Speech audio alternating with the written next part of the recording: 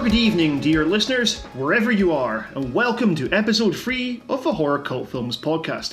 I'm David Smith, and joining me today are Ross Hughes and Jim Lamming. Say hi, guys. Hello.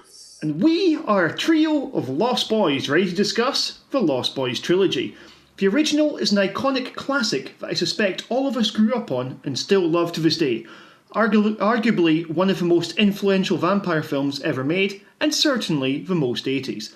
Of course, this isn't all we've been seeing, so why don't we begin by discussing a few of our recent watches. Jim, let's kick off with yourself. What have you been watching lately? Quite a lot, actually, but my favourite recent watch is going to be the Sister Street Fighter box set that I picked up on Blu-ray last week, the week before. What's Sister Street Fighter? It's a Japanese martial arts series. It's like an exploitation type thing, made in the 70s, quite sleazy, very funky, very bright, and very entertaining. The first picture, at least, was brilliant. I don't think I've been too acquainted with this side of martial arts cinema. I kind of picked up on more modern films, so a lot of the older 70s and 80s pictures I've never really had much familiarity with. Even the likes of Bruce Lee, I've never, to be honest, been able to get into him. Even Enter the Dragon, I've never found that entertaining. But these films are absolutely wild. I've watched the first 3. It's a box set of 4, and the plot has been almost exactly the same for each film. The final destination of martial arts. Pretty much. It's wonderful. It's a Japanese businessman. He's evil. His business is a front for making money illegally, basically. The first one is the drugs, as it's referred to in the films. The second one is diamond smuggling, which they actually smuggle being sewn into women's arse cheeks. What? And the third film is gold smuggling. And each time the protagonist has a family member or a close friend kidnapped by the evil corporation, completely unrelated to the fact that it is the protagonist's relative. They just happen to have to go and rescue them. And every time, someone close to them is either maimed, killed, or maimed and then killed in the most bizarre, brutal, and hilarious way. And it is some of the most entertaining martial arts films I've seen in many, many years, and are so funny and exciting, and the music is so funky. It's it's really, really silly stuff, and I had an absolute blast watching it. I am glad to hear it. It made me think of, what's that martial arts film with Jean-Claude Van Damme and Rob Schneider where they take on a counterfeit jeans company? Oh. Knock Off, that's the Knock one. Off, that's it, yeah. One of the movies, when I heard the premise, I was like, is that a real thing? Ross, what about yourself? What have you been watching lately? Well, bloody hell. No, I'm not having a Silent Hill Revelations flashback, David and Jim. But the title of a delightful little horror comedy that I hope will find some love out there. Ben O'Toole is fantastic in a role that channels the spirit of Bruce Campbell's Ash in Evil Dead. In fact, the entire film feels like an early homage to Big Sam's heyday, without the Deadites and the carbine, of course, even replacing the chainsaw with a golf club in one particular scene. It's quality. It does. It honestly is pretty good. And if you've ever watched Die Hard and you feel that you could do what John McClane did, then I'm telling you, bloody hell sends out the perfect message. You can't, right? Basically, it's about a hero who thinks he's John Wick. He's not. He goes on holiday, encounters a murderous family, and he, alongside, now I practice this, deep breath, is visible on-screen conscious comedy psychic. Yes. Decides to fight back.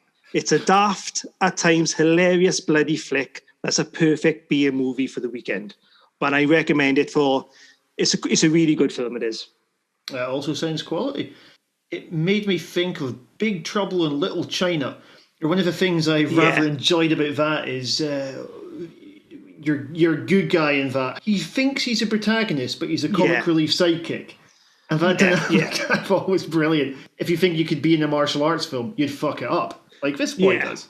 Well, he just takes everything on board. He's a likable character. I don't want to spoil anything for you. And even when he encounters his family, he just takes everything by his stride. And his conscience appears in front of him, who's quite a acid tongue, banter. It's brilliant, honestly. I don't want to spoil it for anyone. Secondly, Willy's Wonderland. No, I haven't been surfing the adult section online. But of course, it's Nicolas Cage's new horror thriller, in which he must have looked at the script, guys, and thought, easy PD. Yep, that's a really bad impression of Nicolas Cage, so I do apologise. But he does a better one in later. But he does not utter one single word in this film. Now, if you can knock off a few brain cells, then you enjoy the daft horror. Cage fighting off evil animatronics who spew out black blood. What more do you want in your life? And let's be honest, Nicolas Cage is so damn watchable as always. Oh, yeah. I mean, even in shit things, Nicolas Cage is still really watchable. I can think of the Wicker Man remake, for instance. Ghost Rider. Things like, if you guys have seen the Community episode about this, where we're discussing if Nicolas Cage is either, like, a genius or if Nicolas Cage is shit. There's a sense of self-awareness about everything that he seems to do. Yeah. And particularly as he's gotten older, I reckon, as well. He's sort of having one of those sort of... I don't know if it's late enough to be his late career right now, but he's, he's certainly had a series of huge troughs. Yeah. But at the same time, he always seems to come bouncing back with something that's totally out there. His career path is probably on the same level with the likes of, Bruce Willis, straight to DVD fodder.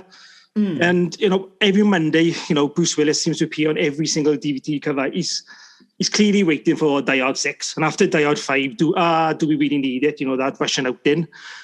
But, in Willis's films, let's be honest, they're fucking awful, aren't they? 100% of them are absolutely terrible, right? But Cage, he must have a fantastic agent.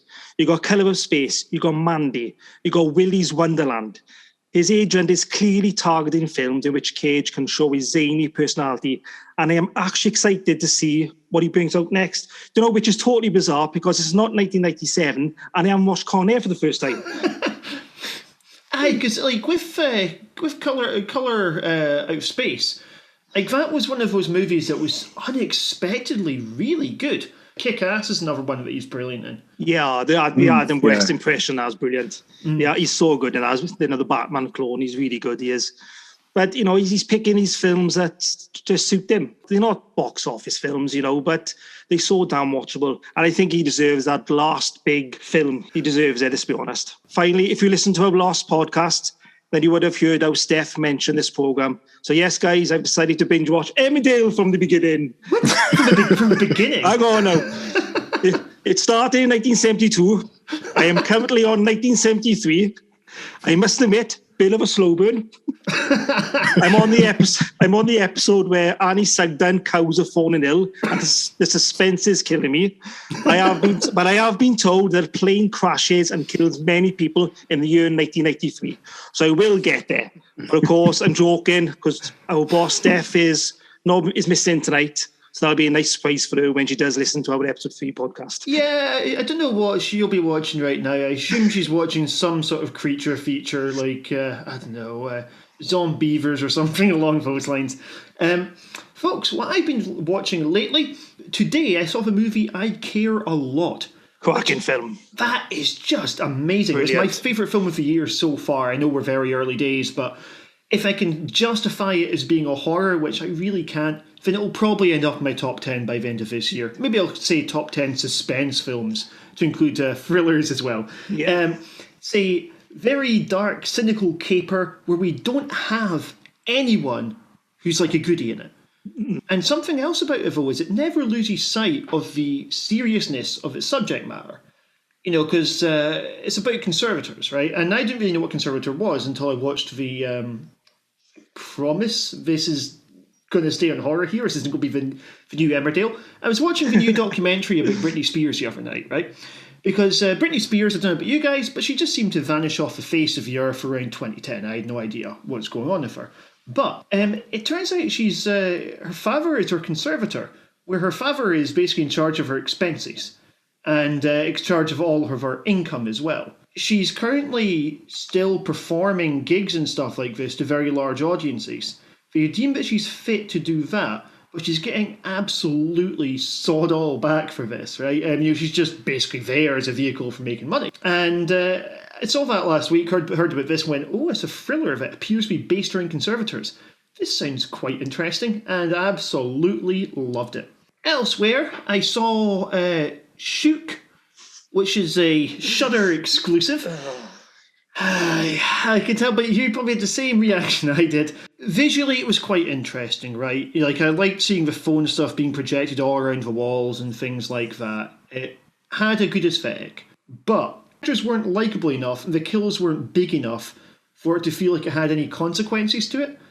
And I could have forgiven that if it had a really good twist, but it doesn't. It's got a very predictable twist. I had a choice between that and The Dark and the Wicked yesterday, so I decided to pick that one.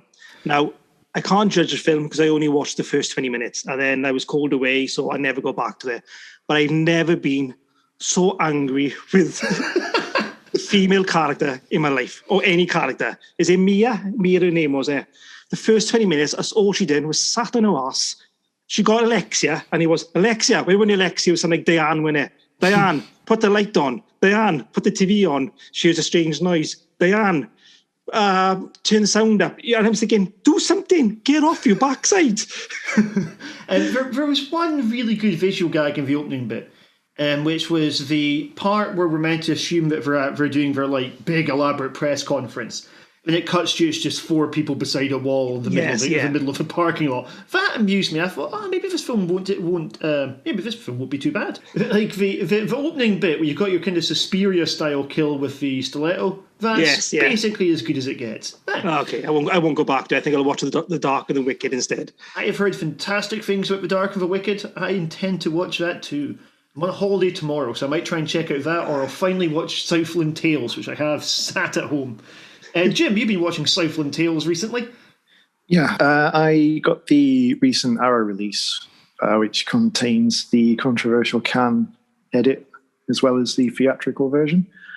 And to be quite honest, I have no idea why anyone would have booed that film when they first showed it. I thought it was incredible. It somehow toes this really incredible line between melancholy and euphoria and manages to keep that going throughout the film. And it just has you on the edge of your seat the entire time. And I was in love with every aspect of it. It was such an incredible film, from its social political commentary, its ambivalence towards everything that's going on in the world, and how good The Rock is in that film as well. And I just was in love with it throughout. And then going back to the theatrical version, it just baffles you how much that film's been butchered for its commercial release.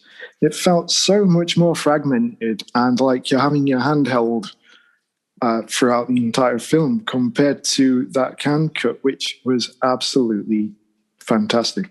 It's a movie that seems to have been quite recently reevaluated, where I think the audience are now coming around to it. I mean, obviously having a big Arrow release helps, but I've seen quite a few articles where, people that previously hated it are going, now it's not so bad, or even saying, it's a misunderstood masterpiece. With Richard Kelly, I met him once when I was doing an interview with him in London.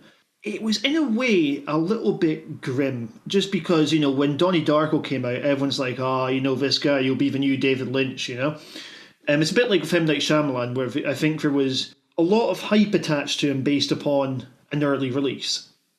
I say early release, I can't remember if Sixth Sense was M. Night Shyamalan's debut, or if it was technically it was. Okay.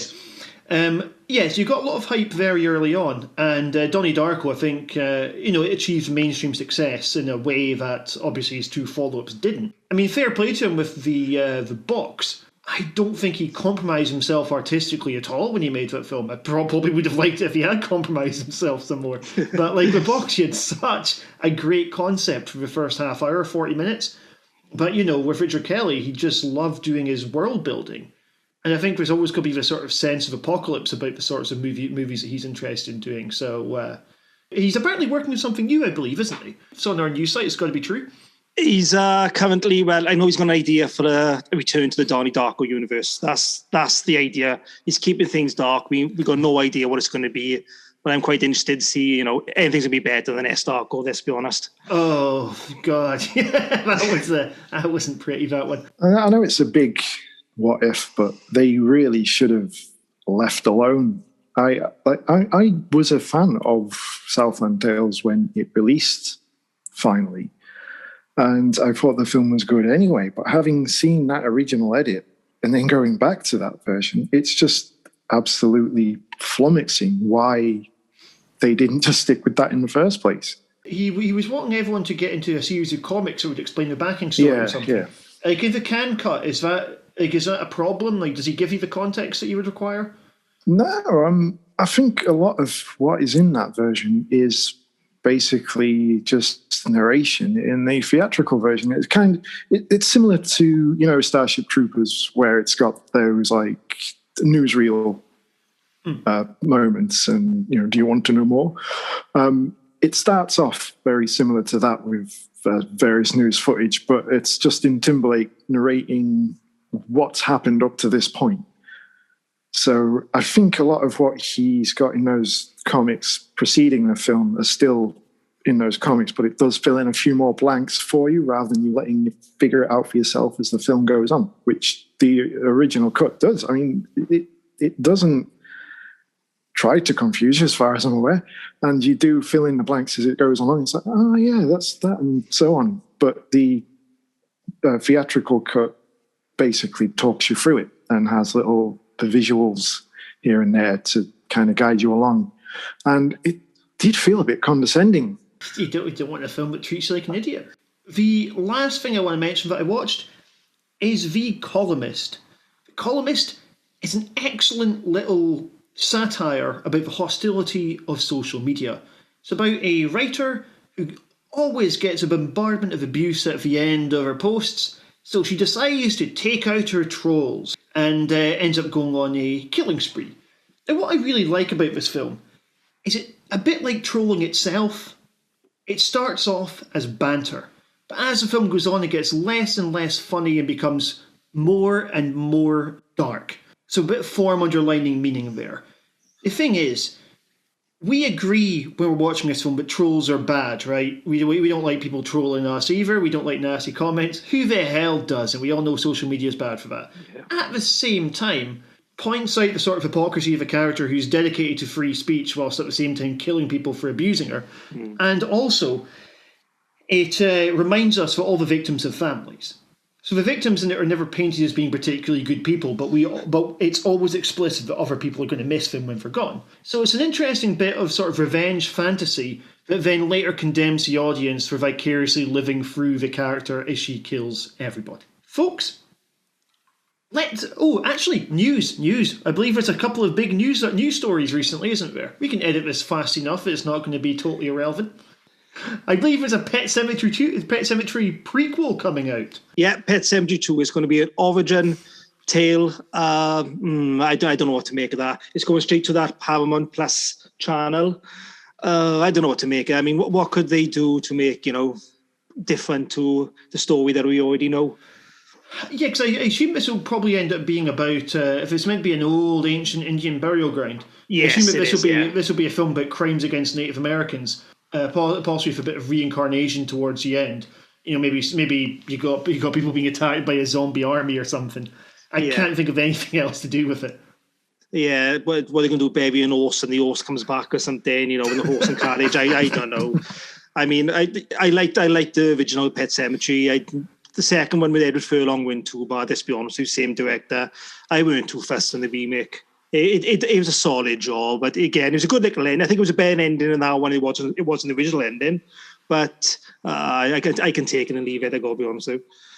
I absolutely loved the second one with Eddie Furlong. Yes, it was Clancy Brown in it. It's so funny, and him just becoming one of the undead here, and everyone just thinks he's a bit of a character for like, it's just Gus being Gus. As bodies start piling up and you just see him sitting there casually skinning some rabbits. I thought it was fantastic. I also quite liked the remake. I think it didn't really have much thematic depth to it at all, which I think the original one did have. There wasn't any of the kind of big questions of it. I think it all felt a lot less personal, but I thought it was a damn sight scarier than the original one. It's a bit more serious, and it's the proper remake tone, with the new version, this make it all serious and dark. But it didn't offer really anything different to the original one, apart from the ending, which I thought was better. It was a proper dark ending, which I did enjoy. Jim? I've only seen the original, which was going to be a good few years ago now. One of those late night TV slots where you're watching stuff you shouldn't at that age. But I did enjoy it. Obviously, the cat is vivid in the memory, and the old guy, you shouldn't go near that cemetery, that sort of thing. But I think I decided to duck out of seeing a remake in the end. Again, that stigma that always haunts them. Is it going to be crap? Is it going to be worth my time? But I know it's coming on Netflix in the next week or two, so I might give it a try then. Nice one. I would say I think both films are those rare examples of movies that improve upon the book they're based on. Now, Stephen King is obviously a brilliant writer. I've read numerous Stephen King books, and I love a lot of them. I think with this one, it reads a lot like he's kind of like an unsly chess master lining his pieces up, where it's like, all right, we go, there's a child here, a young kid. We've got these big hurtling lorries going down the road, and we've got talk of an old ancient Indian burial ground that can resurrect dead things. I wonder what's going to happen.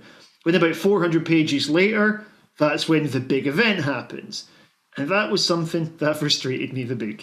Anyway, folks, let's get to our feature presentation. We're going to hit the sunny banks of Santa Clara for a film about truth, justice, and the American way. This is The Lost Boys, Part 1.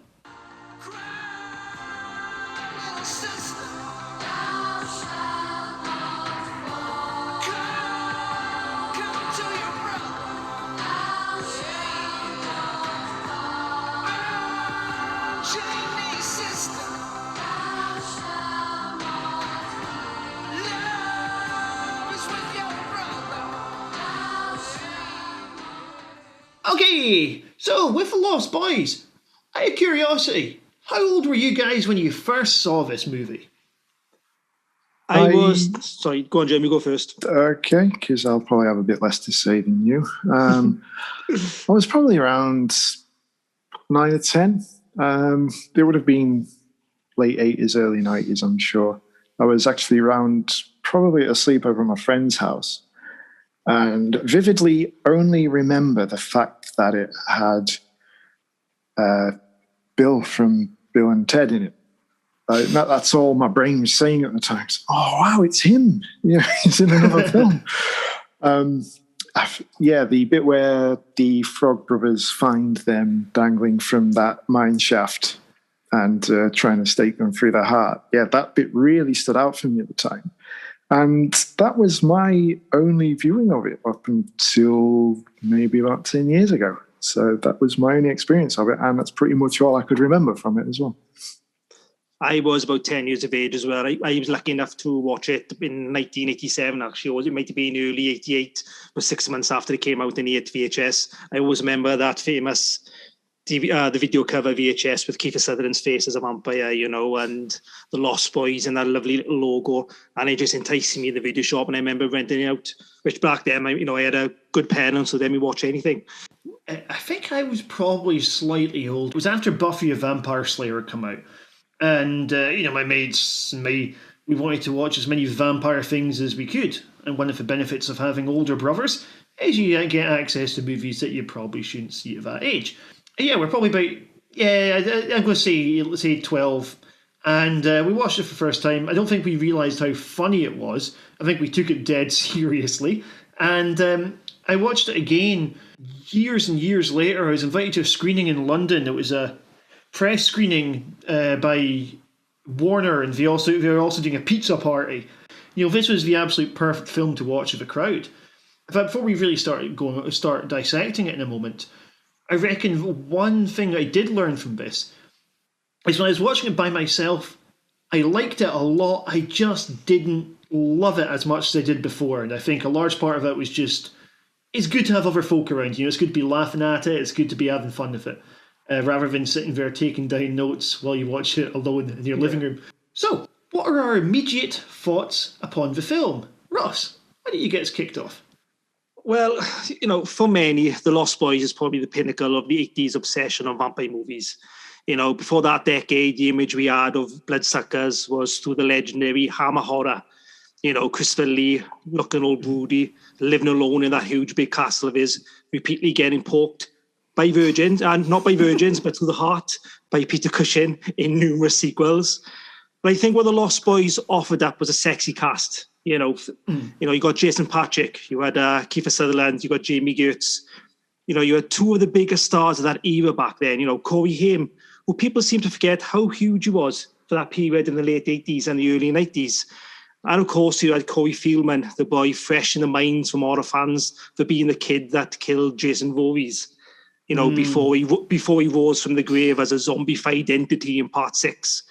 I think it also helped The Lost Boys that he was mouthed in the Goonies, because it bizarrely makes it feel like a Goonie horror sequel, which of course is mentioned as an in-joke in the follow-up sequel, The Tribe, which we get to in a bit. But the Goonies actually haunts this picture, because I don't know if you two know this, or our listeners, but the Goonies director himself, Richard Donner, was originally attached to the project. Oh. He was originally down to direct it. But we would have seen a different film. You would have had 8 to 10-year-olds. I think the Frog Brothers would have been 8 to 10, and the vampires would have been 13 to 14 years of age. You know, that would have been a totally different film, let's be honest. So, but of course, Donner left to pursue other projects, you know, more likely the Lethal Weapon franchise, which took over his directing duties in the 80s and late 90s. So when Joel took over, he changed it to what eventually became Keeping the Lost Boys title, which was inspired by Peter Pan, of course. And fate stepped in, and because Shane Blackwood teamed up with Donner for Lethal Weapon, ended up doing another version called The Monster Squad, which is an equally much-loved film. But back to The Lost Boys, I mean, there are some serious hitters released during that period. I mean, the 80s, didn't they? They had a massive love-in for creatures that go bite in the night. But The Lost Boys, for many, is the one from that era. And I think it's that kind of film that does not happen a lot, where all the elements come together and created this pop culture that every new generation discovers. It's a film passed down from parent to child, the perfect, you could say, introduction to the horror genre. Oh yeah, because like I'm thinking 1987 is a year. That was a big fucking year. We got Dream Warriors there. Yeah. Got Evil Dead 2, Predator. You got Hellraiser, and you also got The Stepfather. And this is probably the coolest film of them all from that year. Yeah, probably was. I mean, the 80s was a great decade anyway, wasn't it, let's be honest. I mean, you know, they've got so many classics there. But I think what The Lost Boys does is strikes the right balance between comedy and scares, like you said earlier. You know, on one hand, we have the Frog Brothers giving Sam advice. You know, and a few scenes later, he's laying in bed with his mum, you know, the delightful Diane West, with garlic around his neck, which is a stupid little scene, you know, but it's quite a funny scene when you look back on it. And then, as Jim said earlier, then you got the other scene then where the gang is sneaking into the vampire's den and stalking one of the Lost Boys through the art. Now, that is a proper dark horror scene. It really, really is. And more so when Kiefer Sutherland's David chases them. You know, he fails to capture them. The sunlight then comes down and burns his hand, and you've got that little tear that rolls down his cheek. And the face expression that Kiefer Sutherland gives, you know, it's like a deep satisfaction that night is coming, and the Lost Boys will get the revenge. And I love Kiefer Sutherland anyway, you know, thanks to Jack Bauer, but he's absolutely fantastic in that scene. Oh, I think absolutely. I think that's what the Lost Boys is good at. It's the scares and the laughs. It's just it's a teenage film, innit? Basically, it's not a full horror film. It's a basic teenage film. It's the same with a lot of similar pictures. As you mentioned, the Monster Squad as well. There's something about having a younger cast as the protagonists going up against these, you know, horrible beings, in this case, vampires. It just adds that extra element of danger to it that you don't get with adults. And I think that is one of the reasons why this is so good. Essentially, there's two films being put together here. You have your sort of younger teens up against the big bad. And then you've got your sort of older teens for a slightly more moody kind of romance that's going on in here. And underpinning the whole thing, I guess, you've got Kiefer Sutherland as David. He's kind of like a heartthrob, glam rock bad boy meets a speed demon. I imagine Joss Whedon took more than a little bit of spike from this part, right? In fact, Kiefer Sutherland has just got such a sort of magnetic evil about him. I know that he's not the big villain of the piece, which we'll come to later on. But at the same time, I think something that he shows, slight spoiler for the sequels, is the importance of having that kind of magnetic screen presence about him. And he's absolutely got that.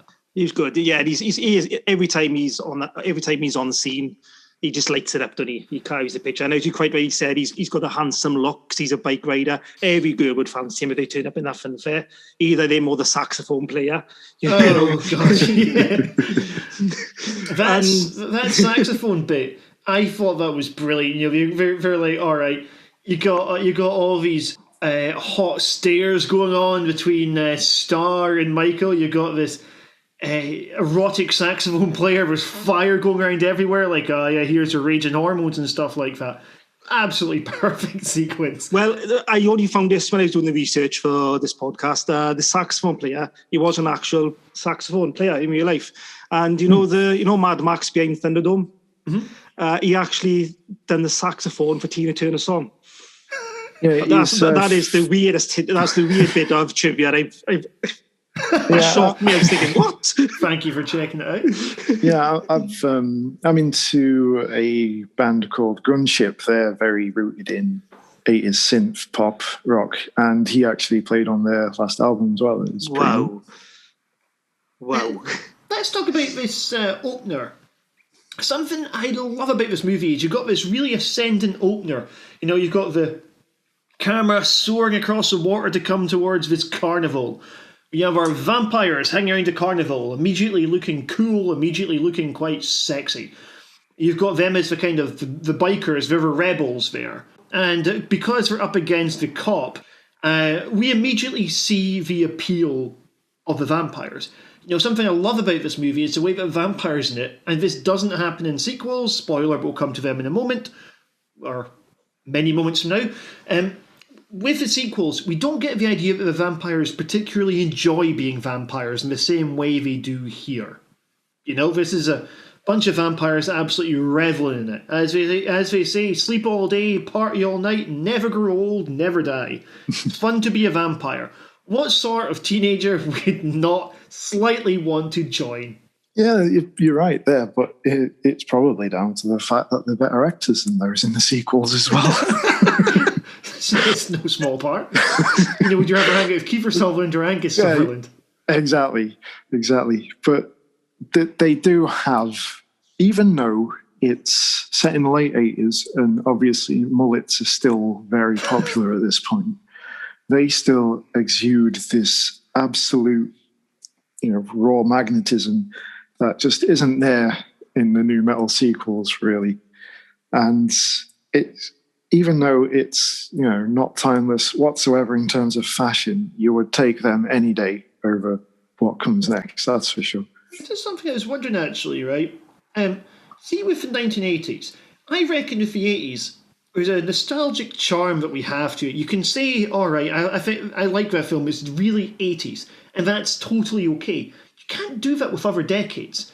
Like, I expect if you're watching Star Wars Episode 1 and you're explaining this to someone and you go, I love Star Wars Episode 1, it's just the visuals are so early noughties. It doesn't work as a compliment in the way that saying a film's 1980s does. And I'm not sure what is about the 80s that you just can't quite put my finger on what that decade does. It sort of makes it like something that's almost, you can spoof it very easily, and there's something a bit naff about it, but at the same time, still kind of cool.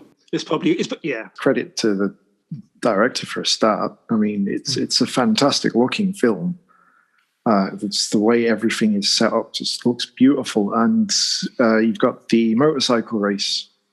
That was an exhilarating moment in that film. You've got Michael, Jason Patrick's character, being basically accepted or groomed into this big gang, And he's only just come to town, but like he can see these are the cool guys you want to be hanging around with. Mm-hmm. And just the way it's set up from, start to finish of that sequence, you can't take your eyes off it. It's just such a breathtaking moment. It's only a couple of minutes at best. And it's, as I say, it's exhilarating. And there's just a look to it. It could be the backlit fog, or it might just be the fact that it's, as something I mentioned last time, it's shot on film.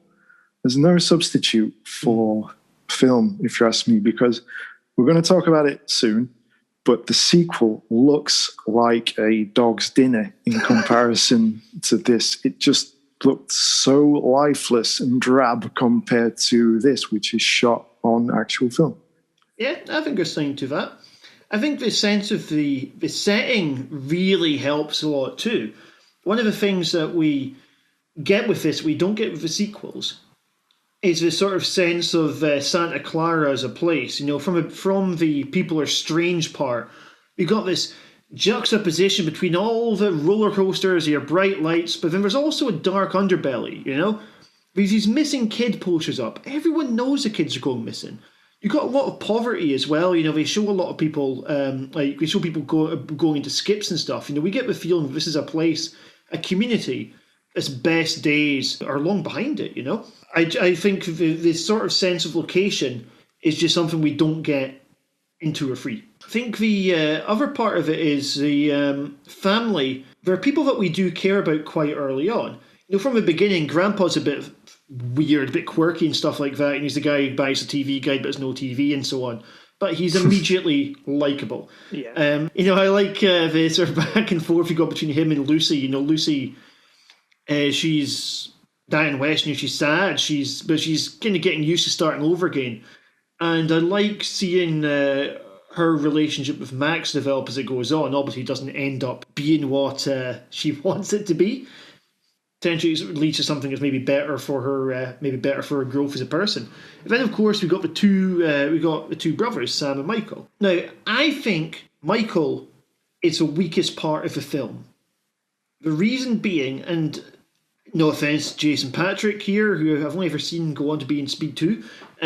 With Michael, I didn't buy him and Star and their relationship. I could buy him and Sam as brothers, and that immediately create a good level of emotional stakes for the film. The relationship with Star, I was like, come on, this boy's an absolute stalker. Just sees her, just stares at her throughout it. And then we find out that she's riding with Kiefer Sutherland here. He explicitly says, she's my girl, implying they're banging each other, at least. It made me wonder, why the hell does he get on the bike to begin with? You're not going to mess with Kiefer Sutherland in this. And then Kiefer Sutherland tries to kill him, to which he's like, "Oh well, I'll go and hang out with you guys in your caves and all that." I don't know. I think there's a very intentionally a kind of homoerotic subtext to the whole thing, of Michael being seduced by Kiefer Sutherland's character here.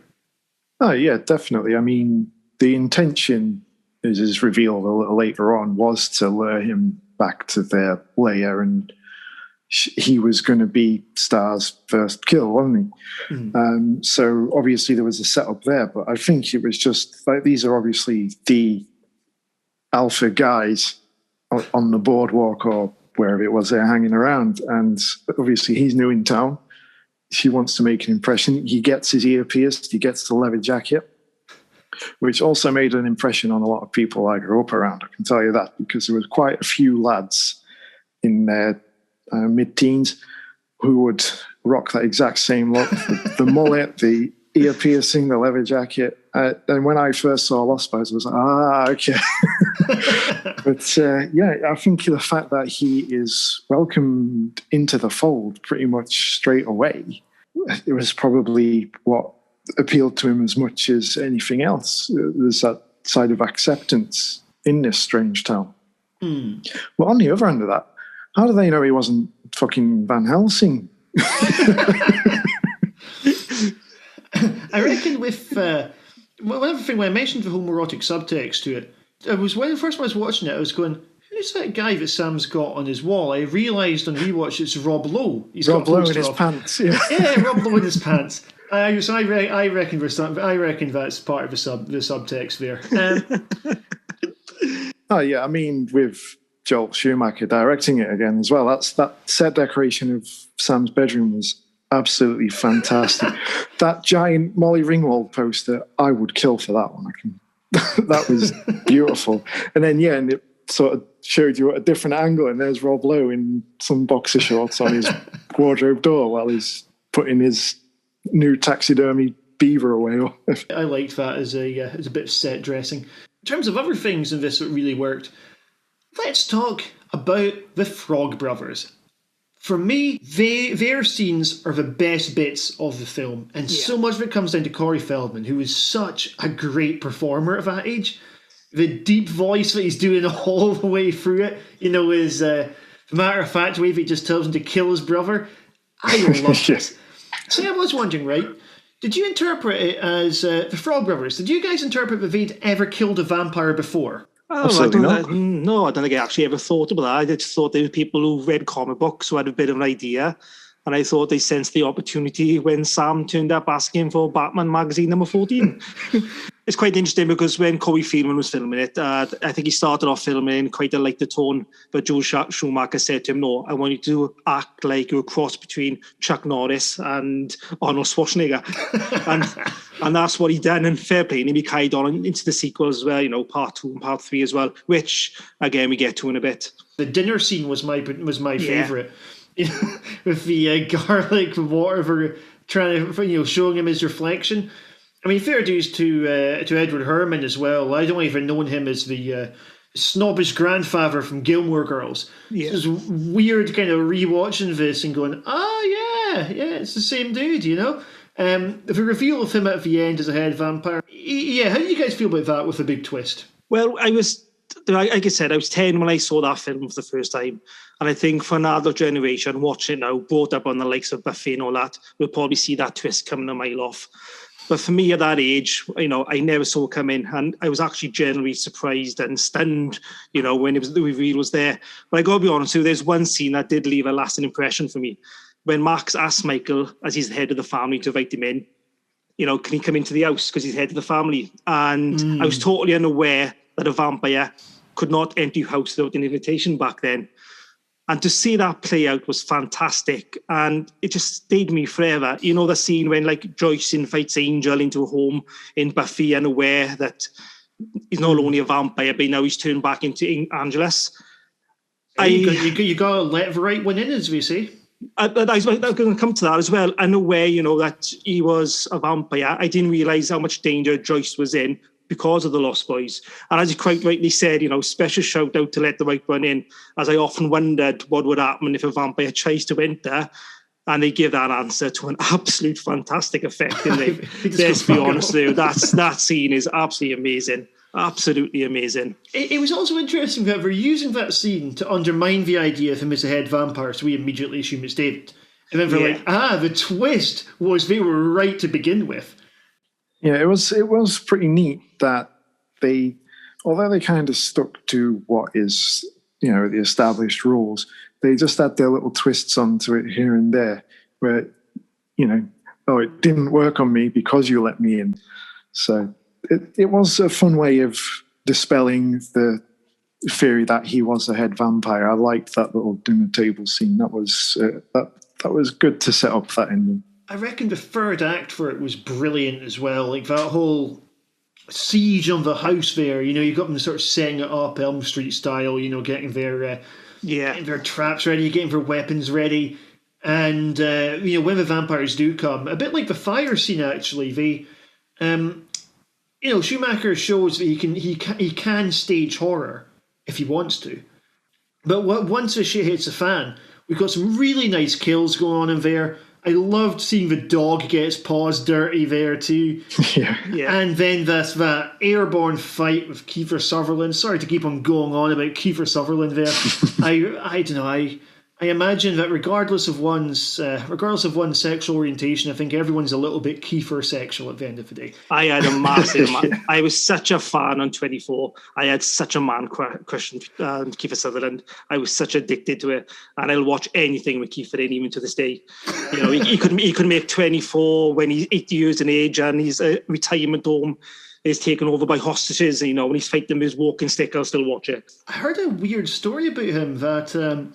Apparently, Kiefer Sutherland, he's in a hotel once where he paid the person behind the counter to let him wrestle a Christmas tree to the floor. Wow. Good guy for a night out by the sounds of it. I got to say, I know we praise in The Lost Boys, right? But I actually had to grab my DVD box set of these films in a week, and I haven't watched the DVD player for such a long time. You know, my DVD player actually creaked and groaned when I pressed play. You know, but as I dusted down the cover, I noticed the cheeky tagline at the back of the box set that proudly claims the boys who started the modern era of vampire movies. And, you know, yeah, we praise this film, and it is an iconic film, but I've got to disagree with that.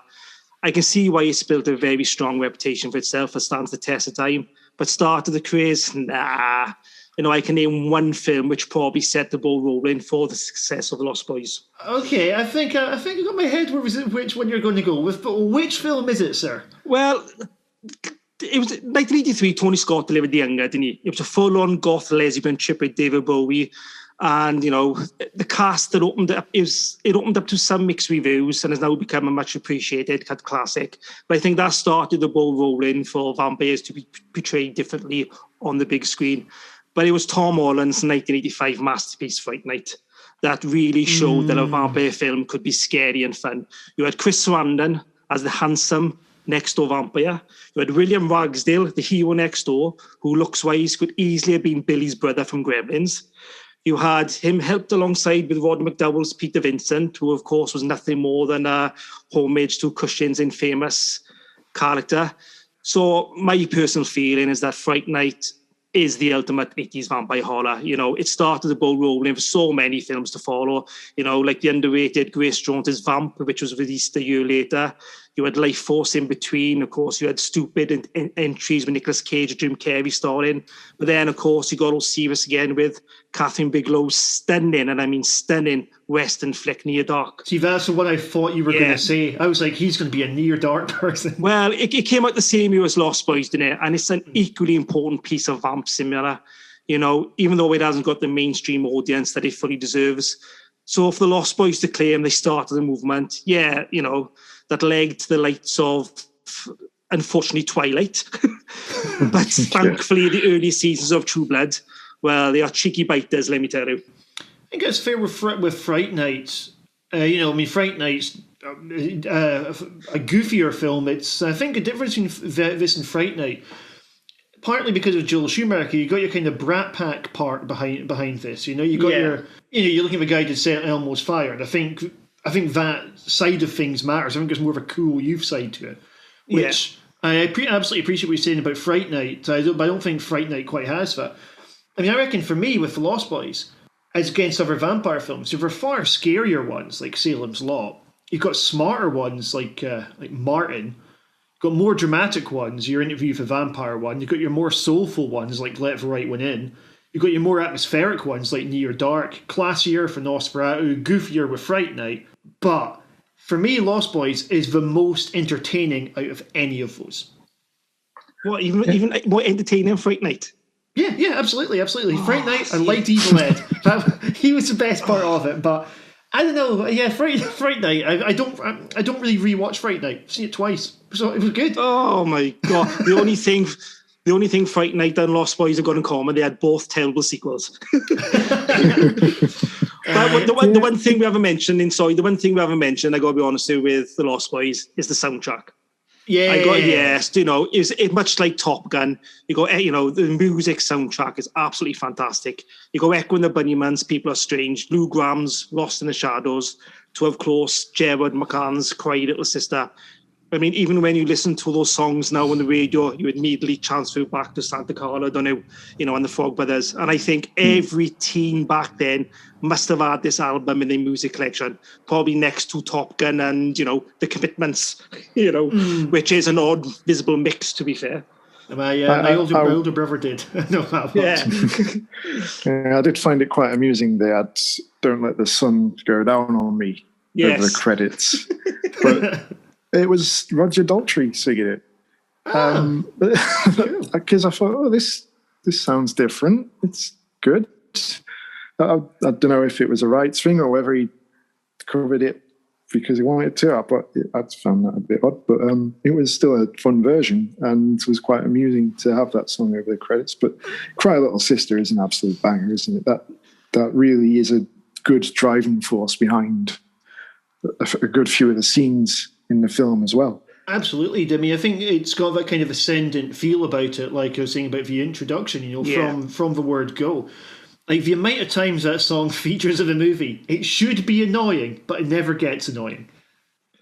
Apart from when you get to parts 2 and 3 and this gets butchered by a cover song, you think, knock this off, my ears. Yeah, it made me wonder if the original artist would have been too strict about licensing their music or something. It was specifically recorded for the film, wasn't it? So you would have thought that with it being the same studio as well, they would have had the freedom to use it. But I don't know. We'll get on to that. I just can't buy that. Surely, I'm sure. Can we should we use the original one? And they were like, nah, let's re-record it. And we'll carry on using the cover for part 3, even after people ripped us for it with part 2.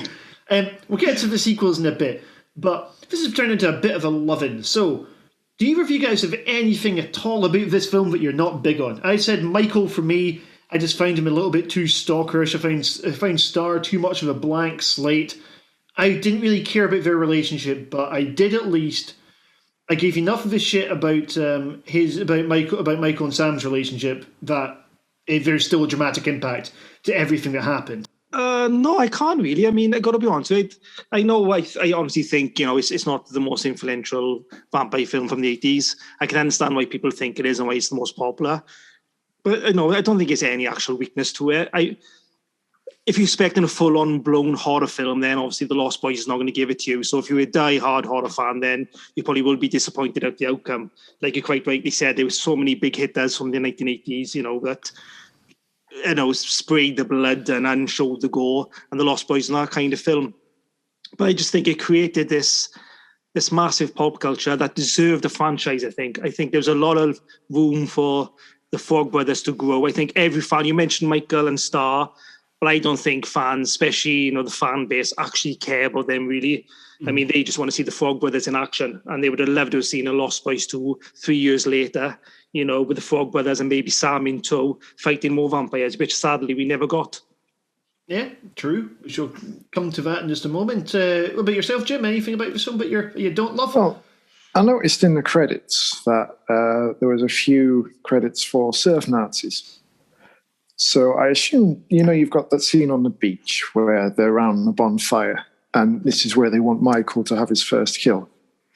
Mm-hmm. Now, if these are the guys that are credited as surf Nazis, surely these evil vampires are doing the local area a service. I mean, if we're meant to feel, a bit scared that he might join them and, get rid of these people, how is that a bad thing if they're getting rid of Nazis? True. It's morally ambiguous. I didn't realise it was morally ambiguous till now. Emmerdale in episode 2, Nazis in episode 3. I have never heard of phrase surf Nazi in my life. Well, it's just like obviously this be people who are ideologically in favour of fascism, but at the same time also surf. That's niche. That's complex. It's probably a reference to the old cult film "Surf Nazis Must Die," I assume. But I just clocked that in the credits. If that is that bit, are we meant to feel sorry for them? Yeah. Actually, I'll tell you one thing about that fire scene, right? I think that was one of the best scenes in the movie. But I wanted to see a little bit more of craving for blood from the part of Michael. I wanted to see this idea of, I tell you what, you're going to be craving blood. I want to see him kind of getting like the sweats or something the following day, I want to see a bit more of him struggling with an addiction for a little period. It could have lent itself to all sorts of fun. But speaking of getting more blood, we're coming towards a more bloodthirsty sequel, which is Lost Boys 2, The Tribe, or in fact, just Lost Boys, The Tribe.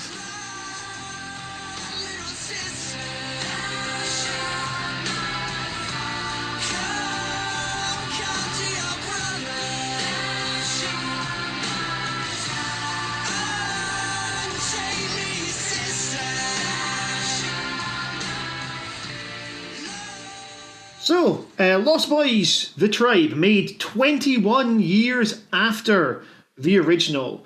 And here is the synopsis. Some siblings move into a new apartment where they have a quirky elderly figure there. One of them is seduced by a Sutherland, and all this happens after the guy ends up being a stalker.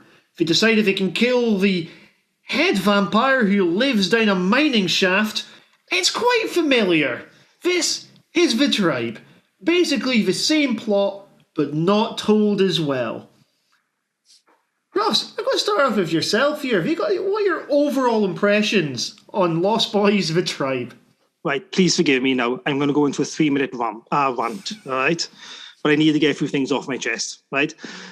There's been talk for many years of a sequel in which there was a chance Sutherland's David could return in some form.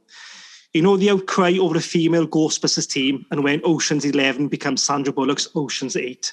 Schumacher really wanted to do a sequel called Lost Girls. And he had already eyed up Drew Barrymore and Rosanna Arquette to star in the film. Now, who wouldn't want to see that film? Yeah. Would you want to see it? You know, instead, we have the guy who played Stifler's brother in a straight-to-DVD American Pie sequel. Now, forget Cry Little Sister. I'm going to cry into my pillow. Right? No, right. We also have an Eric Red written script available online, which is a prequel set in 1908 that starred David and the Lost Boys, which oddly had Dracula himself turning up and turning the boys into the bike-riding, black-sucking fields. Now, it's a weird story. It messes a bit with the timeline, as I don't know where Max would have quite fitted in, but I'm guessing it was just an early draft. But for some reason, right, the studio decided not to do any of these. They had all these options, and they decided, nah. Instead, right, we got this ghastly offering from PJ Pesky, who already set foot into the vampire genre, having directed Dusk Till Dawn 3, The Hangman's Daughter, which, let me tell you, if you're going to watch a great vampire film directed by PJ Pesky, then both The Tribe and Dusk Till Dawn 3 are not the two best options to have. Now, what pisses me off, sorry, is that he weren't originally wrote for Lost Boys sequel. The script by Hans Rodenoff was actually about surfing werewolves and was changed to fit the Lost Boys world because it resembled the original Lost Boys. What? Now, it's too much of a fucking rip-off, so let's make it a sequel. It's a lot like the later Hellraiser sequels. I mean, you know, for example, Hellraiser Dead, that was clearly not supposed to be a Hellraiser film, with Pinhead turning up as a cameo, basically to prove it was set in the world Clive Barker had created. I have seen some ghastly sequels in my time, right? For example, American Psycho 2. I mean, what were they thinking making that diabolical entry with Mila Kunis and William Shatner?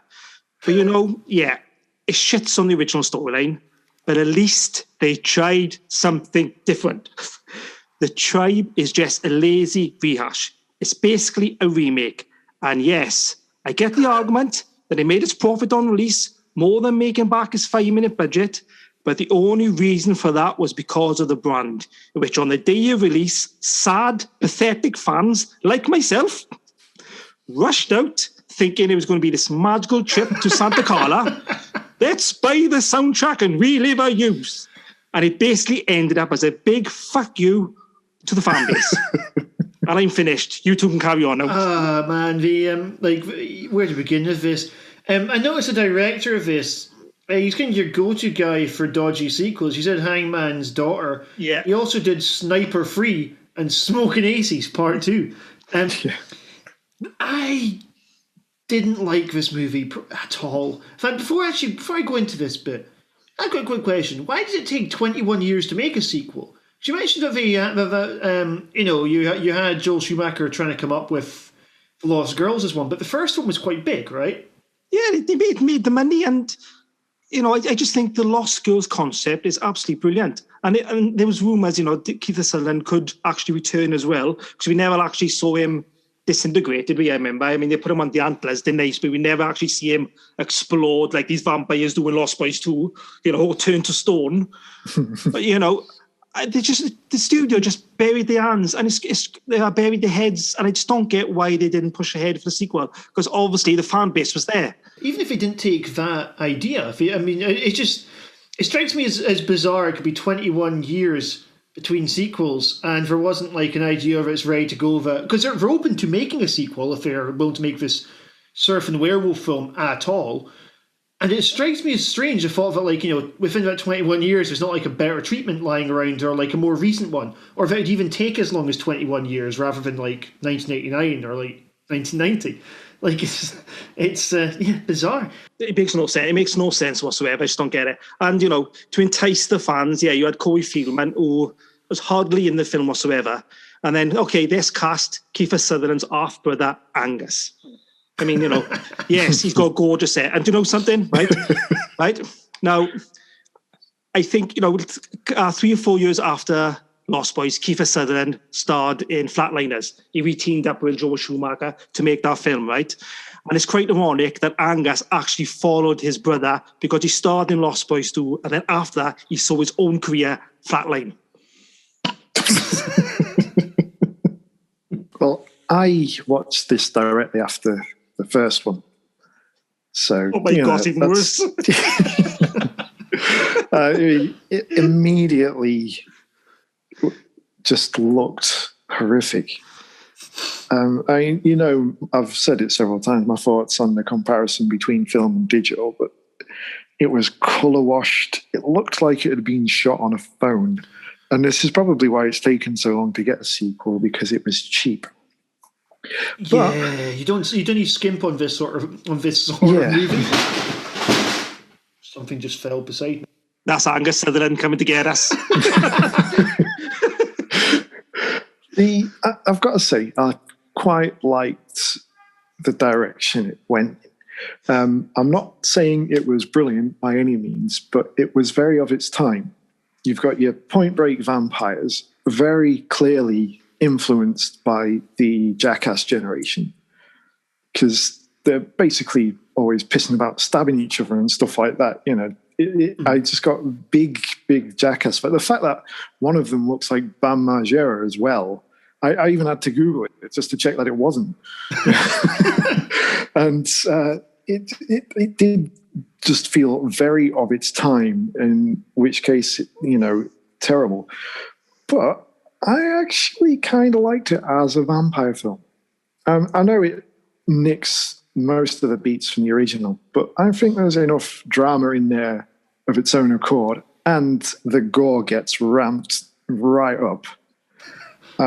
Because clearly, I don't know if this came first or whether True Blood came first, but there's definitely, shades of that in there as well, especially when it comes to the gore. And, I think there's a bit more emphasis on that side of things, because you've got a lot more nudity and so on in there as well, which, sexy vampires was big at the time.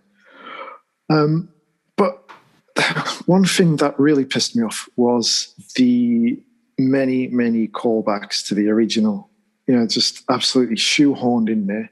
Mm. You've got the woman coming in, oh, do you want to watch the Goonies? Christ's sake. Texas Chainsaw Massacre gets referenced again when they come to the house, that they're moving into. So, like, come on. You got the saxophone guy, which is obviously a different guy. He's overweight, but he's, busking on the street. But it's blink and you miss.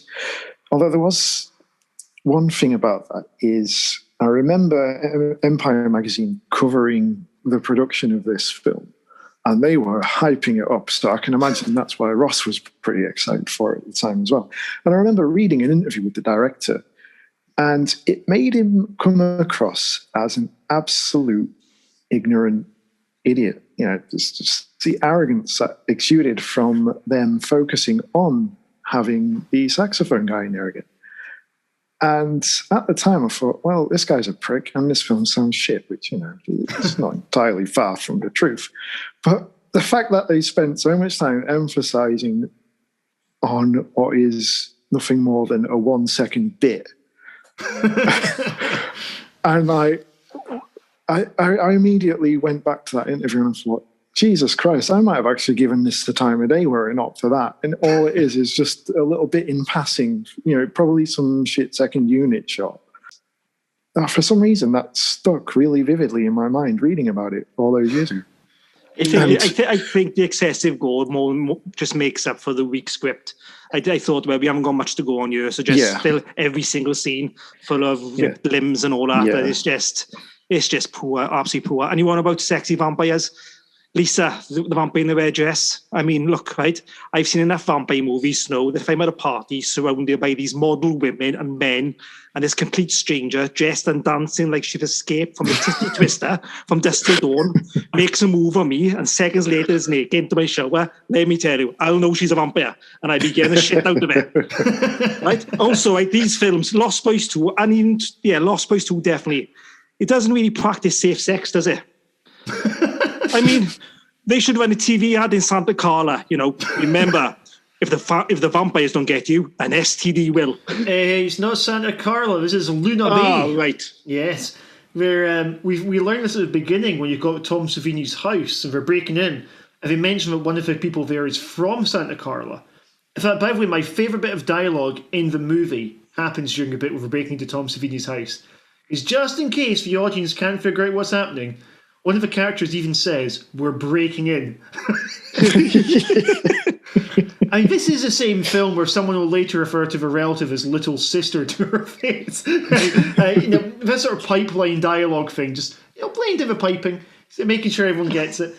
Tom Savini's cameo was absolutely bizarre. I liked seeing his head.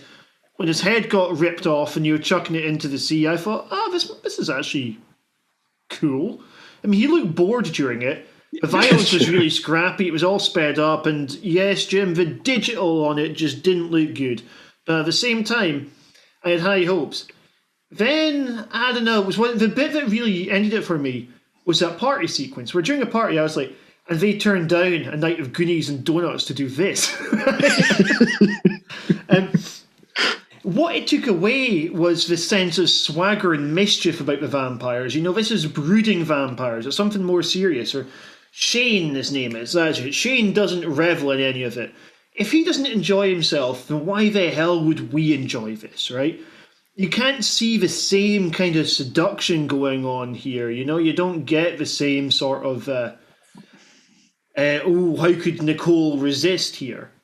It's just a guy with what I call major soft boy energy, taking her for even the motorcycle ride. It's so unenthusiastic and dull.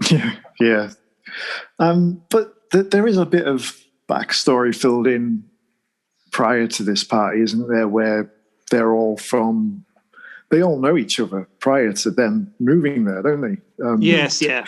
Because Not Stifler is an ex-surfer himself and, was on the pro circuit with not Kiefer Sutherland.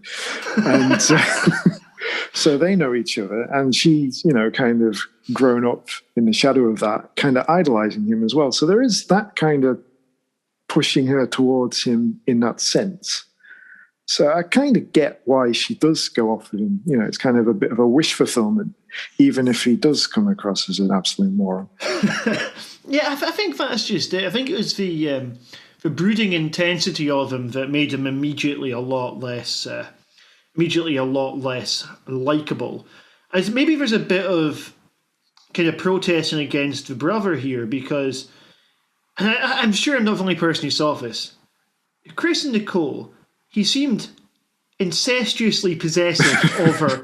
He's telling her, all right, we're going to this party. I don't want you speaking to any guys. Then proceeds to go off and have sex with someone himself. Yeah. During this bit where he's having sex in the shower, he goes, I need to check on my sister. Something you shouldn't even be thinking about in the bedroom. And then we got the girl comes back round to the house later on, where he then proceeds to have sex with her in the room beside the one that his sister's passed out in. And then during the bit where she's shagging Not Kiefer, we got Cry Little Sister playing. like the most inappropriate song to have over a sex scene that resembled the sex scene from The Room so much. Yeah, but you yes, I got big Room vibes from that, I mean, those two are one. Like, at the end of the film, we've got their beers, right? They are one drunk night away from fucking each other, right? And I just could not get that strange relationship out of my head. The brother reminded me of the brother in Amityville Part 2. You know, yes, right? Yes. But you want about that sex scene, right? You got when Shane and Nicole are heading for sex, and you already got that butchered version playing. They walk into bed like they were Botic, right? I mean, this guy probably struggles to get an erection for the best of times, you know, being undead and all that. For Nicole to utter the words, "What about my brother?" just before they do it, right? I mean, alive or dead, you're gonna struggle to stand to attention after that, aren't you? Oh, jeez. I completely forgot about that part. Yeah. Anyway, back to Shane. I got a question about this. How long has Shane been a vampire for? The reason I ask is I do not think surfing is a particularly good sport for a vampire. So he must have at some point been like would we anticipate that this is quite a recent conversion for him? I would have thought so, because it's, you know, implied that they have known each other previously, and the main character Chris is only quite young himself. I'd say I'd have him through his early 20s in this. Mm-hmm. So they've got to have been fairly recent, all of them really, because they all like they come from the same kind of background. Well, Chris didn't know him though. Chris, get me wrong, Chris idolised him. He had a poster of him on his wall. I mean, I think part of this is maybe about the casting, but I think Angus Sutherland's a very young-looking guy. I think he's supposed to be older. I think I took him as like a Tony Hawk style figure. Well, if Chris had a poster on his wall, then unless he follows surfing at night, you know. You know, I don't think that's going to catch on. Let's be honest. Maybe it's a subdivision. There's some killer waves at night. Maybe they're just following in Patrick Swayze's footsteps. Maybe it's meant to be trying to subtly tell us that Angus Sutherland is going to be the Rob Lowe of his generation. You mentioned your worst film. The worst moment. The worst scene for me was the skateboard car chase scene. Oh, right. Fuck yeah. Now, I've been rewatching Fringe recently, right?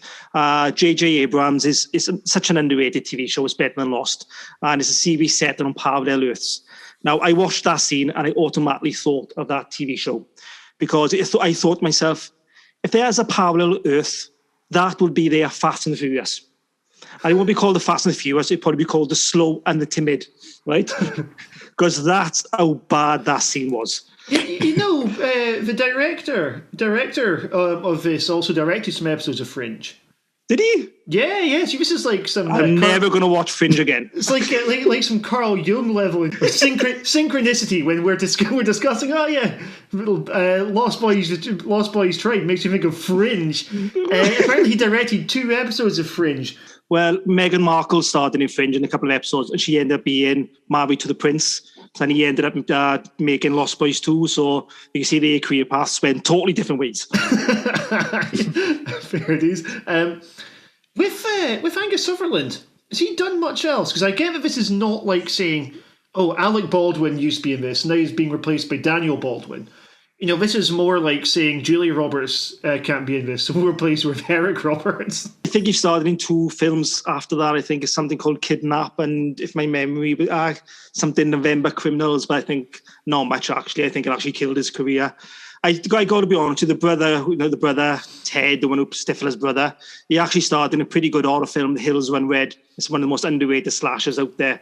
So he's got a bit of quality in his CV, but he's disappeared for the last 10 years as well. Because I checked him as well. Wasn't he bad? The main thing I remember about it was the killer babyface who, at one point, holds a gun to his own head. The others are like, "Don't do it." You're like, what? Other than that, it was quite a good film. That was the bad bit. That was the silly bit. No, there's one scene in it where she starts singing him that rhyme, that nursery rhyme, and we used to Boogeyman being so silent. And I think he turns around and says to her after 3 minutes, "Do you think that's going to fucking work?" And that moment is just amazing, and that's why I love the film so much. Speaking of loving things, is there anything in this film that you guys think particularly works? Now, Jim, you've been nicer about this film than the rest of us. Which is maybe becoming a bit of a theme to this show. What did you like about this film? As I say, as a sequel to The Lost Boys, it's bad. It doesn't work as a follow-up, really. And Corey Feldman is in it for about 10 minutes, collectively. And he is the biggest presence there. But I don't know, maybe it's that Ross was shitting on this so much before we watched it. And the amount of DTV movies I've watched recently that, I don't know, maybe I loosened up in my old age and kind of enjoyed it. But I think looking at it for a film from when it was made, 2008, it's your new metal era, Jackass is big, teenagers are idiots. It's very of its time. But for a vampire film, it's fine. It worked fine as a vampire movie. There was plenty of OTT gore. The direction was shite. There's no two ways about that. He loved fucking with the frame rate, especially when you could see the characters who are mid-transformation toward vampire, they, craving for blood. All of a sudden it's going at about 5 frames a second, and it's why? Why does it need to do that? But it's a very average vampire film, and it's by no means terrible, but I can see where you're coming from, especially with it being a sequel to The Lost Boys. It is bad. Corey Feldman. I mean, he should have been. Every Lost Boy fan watched that to see Corey Feldman, and he was hardly in it. I think he showed up in the sister across the head with a surfboard. That was his grand entrance, which was stupid. He also had a scene of him down in a raw egg with garlic and holy water for no apparent reason, unless he thinks he's Rocky Balboa. But the best thing for me was probably the credit scene at the end. Where Sam and Edgar meet. It takes a big dump in the original. We know that they survived all that shit, and Sam still gets bitten. It's a little bit of a fuck you to the fan base. Yeah, it's a bit like the last term of the film. That sequel ruins T2 for me now, and it's probably one of the reasons why that flopped at the box office. But to see Corey Feldman and obviously Corey just for that one scene alone, basically makes it worth the purchase.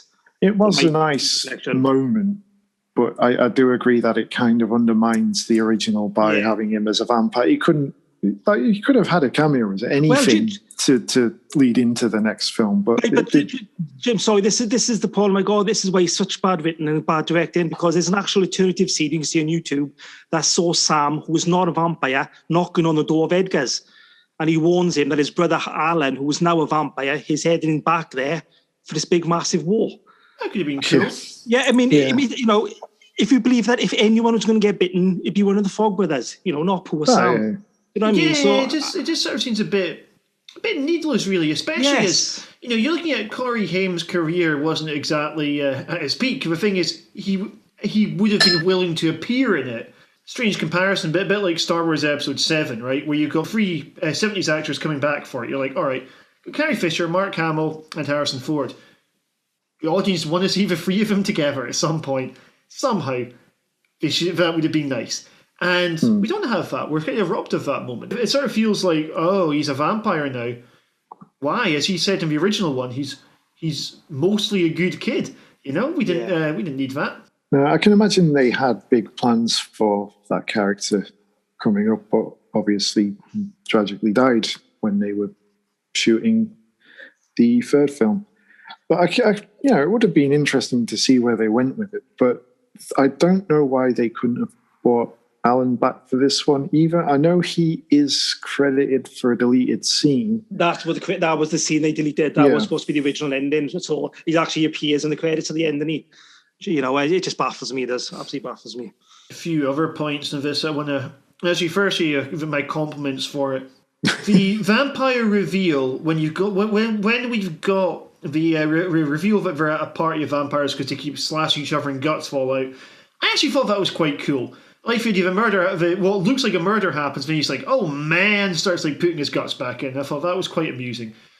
Didn't particularly need to see the same joke twice later on, but hey. The use of the same song, I didn't like they had a shit cover version of Cry Little Sister. At the same time, I liked they had that at least. And also, when Corey Feldman was around, he upped the energy immediately. Yeah. Now, there was some bad bits of this.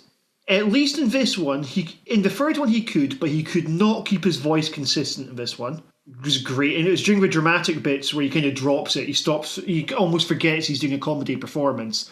I also did not buy for a moment that Edgar would have grown up to be a surfing fan. Like, they were like, oh yeah, I know he's got to be for it to work, because he got the whole, I want to try and shape a surf. I don't know what shaping a surfboard means. I'm not a surfing fan, but I didn't buy that he'd have grown up to do that. I think something like the comic shop we see in part 3 would have been a much more natural way for the character to go. And also, there's just a few bits where it was quite sad to watch, I guess. I think it's because something this movie lacked was it lacked a sense of fun and mischief about it, as I was saying earlier. And then when you've got him kind of acting like he was trying to recapture the performance he had as a kid, he just sort of looks a bit out of place, a bit sad, really. And that was unfortunate. Yeah, I think that is one of the big parts where it fails, as I mentioned, speaking about the first film. It's all adults and annoying surf bros in this one. You're not going to really, endear towards that as much as you are, this ragtag band of kids from the first film. Corey Feldman does elevate the film miraculously once he starts, with what we expected of him for the entirety. And he does come out with some fun one-liners. He's like the John Matrix of the Lost Boys at this point. Build a man a fire, and he'll be warm for a day. Light a man on fire, and he'll be warm for the rest of his life. There was some good one-liners in there. But it happened far, far too late in the film. I think he cuts a sad figure in some ways. He's like he hasn't grown up. He lives in a caravan, he's obviously his life is hunting down vampires. I know we're going to get to the third one in a bit, but, the girl in the comic book shop in the third one, she flirts with him and there's just no reaction there, is it? He reminds me a bit of Darwell from Walking Dead, where, his main life is just vampires and that's it. Yeah. And it's quite sad, actually, but I think when you go about his performance in the second film, I just think he misses the dynamic of his brother next to him and probably Sam, because when you get to the end of Lost Boys 2 and then you got that beach scene with him and Sam, all of a sudden you got the quality of the film, and it's a shame the director, the writers, the studios, everyone involved just did not see, because we could have had a lot. We could have had a straight to DVD Lost Boys 2 sequel, but let me tell you, it could have been a hell of a lot better than what we had. Yeah. Well, fair play to Feldman again. He looked like he'd barely aged a day in this one. Yes. Yeah. Fair dues. I agree with Jim. Lucy's something about the kid perspective as well as the teenage one. This is the teenage angst film, but without your fun Goonies side of things. Got no particular quest to find the lair. It's just they're like, oh yeah, let's go to the mine shaft, right? You get there. And now, for all the gratuitous violence this film has, quite anything wrong here. Up until the campfire scene, which is again taken from the original one there's not... we don't actually see the vampires kill anyone outside the first scene. They kill Tom Savini, and then fuck all happens for a long period of time. And then they've got the campfire scene where we don't know any of the people getting killed.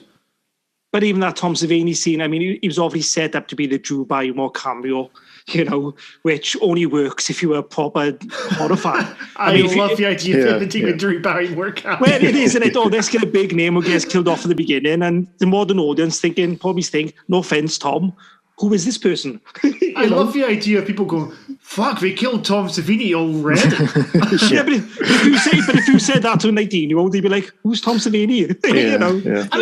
Fair dues, actually. I'll give that. They sort of imply at the beginning he's going to be like the big head vampire or something. Yes, I thought that as well. I did get the impression that these moving in on his turf is just like some sort of going to be a rival gang in turf war, and it immediately drops that. There's no other mention of any other vampires after they killed Tom Savini's character. And it just, I was dumbfounded by that for the rest of the film. I just didn't understand why they had to make him a vampire if they weren't going to be any more vampires other than this gang. And yeah, no, absolutely. Another thing I wanted to say where I'm going to agree with Ross here is about the car chase. We've got the bikes and the skateboards. Possibly the single most uncool action scene I can think of. And the music playing over it as well. Oh my gosh. I don't know what they thought, like, oh, the audience will get so pumped up when they hear this, you know? Ross, did you like anything about this film? The last scene with Sam and Edgar, and that's about it. And this is why it's in my DVD collection next to, you know, parts 1 and 3. And that's the only reason. I was so crushingly disappointed. There's only a few films that make me angry when I watched, you know, especially sequels. And this one, oh my good gracious me. Go back in 2008 when I watched it that Monday morning, so excited, booking a day off work. You know, come on. I used a holiday, you know, to watch this. Not a sick day, an holiday. And I just remember sitting there thinking, what the hell have they done? We've all, as I said before, we've all seen some really good straight-to-DVD horrors, but this one, well, they should just chuck it away, let me tell you. Yeah, I know a guy who he's using a holiday because he's a game that he really wanted to play coming out, right? He thought the game was going to be huge, so he gets up at 5 a.m. to go stand outside game on its day of release. He was the first person in game to buy it, and that was Duke Nukem Forever. Oh my God. Gets it back to his house.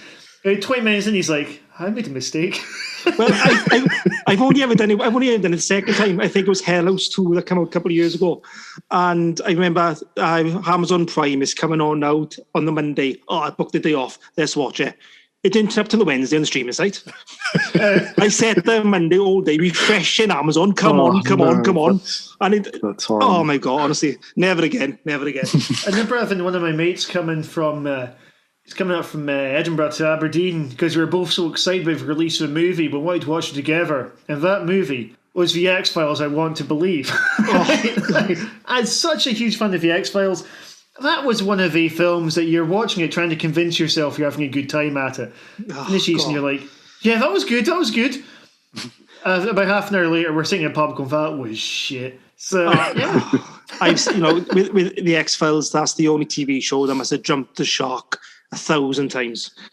I tell you what, I've boycotted The X-Files. I started watching in protest, damn it, and it did get cancelled, so maybe my boycott worked.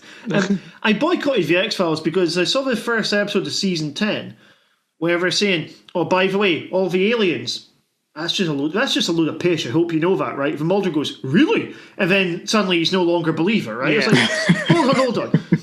If we're going to take this, right, the slap in the face to fans, I get what we're trying to do was streamline the lore to say, all right, well, now we're just starting over again, a soft reset. I want to see a point-by-point breakdown of how they fake things like the shapeshifter, you know? I want to see how they go, oh, you have oil that can jump between people and going into their eyes, right? I want to see how they explain that as part of a government conspiracy. You know, if we're going, oh, it's not alien... With the evidence available to him, Mulder would obviously believe it's alien. They'd already had him having a crisis of faith back in season 4. Then in season 5, he sees a great big spaceship, right? So he'd already wavered, but he went back anyway. He already saw that miracle child as well, you know, that miracle child who ends up giving evidence during his fucking trial, right? And he's still like, oh yeah, no, I believe you. I think it's all pish as well, right? Anyway, boycotted it. Well, luckily you don't see the twist in, I think, the season after, where it really does just piss on the entire fan base. And I think I never watched it after that myself, because it ends that season 10 ends with a pretty good, oh my God, they're actually doing this. And then the next episode, no spoilers, they just totally change it all. I mean, it's up there with Bobby Ewing stepping out of the shower in Dallas. And that's all I'm going to say to that. And if anyone's watched The X-Files, you totally understand what I mean by that. Going from things pissing on their fan base, let's leave Lost Boys number 2 to go to Lost Boys number 3. He's breeding an undead army. The only thing that stands between him and the annihilation of the entire human race would be us, Frog Brothers. We haven't been the Frog Brothers for a long time. I can't do it without you. They can do what they want, whenever they want to do it. What do you guys have to drink in this jalopy? If I'm gonna do this, I'm gonna need weapons. Lots of really expensive, custom-made weapons. Let's rock and roll.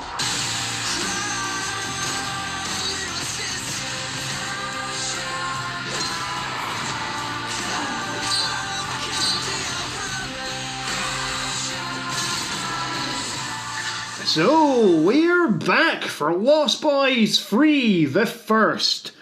And we're leaving Luna Bay here to go to another part of California, which was actually shot in South Africa.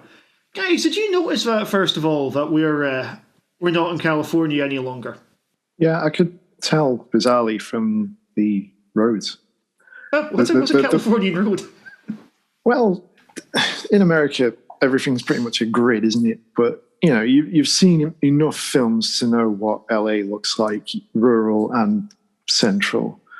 But you could tell just by, certain constructs on the side of the road, that sort of thing, it was definitely not of an American design. And that obviously, once you get to the credits, it says it's filmed in South Africa. So, yeah, there you go. Yeah, I mean, when I was watching the architecture, I was like, it's not a building in California.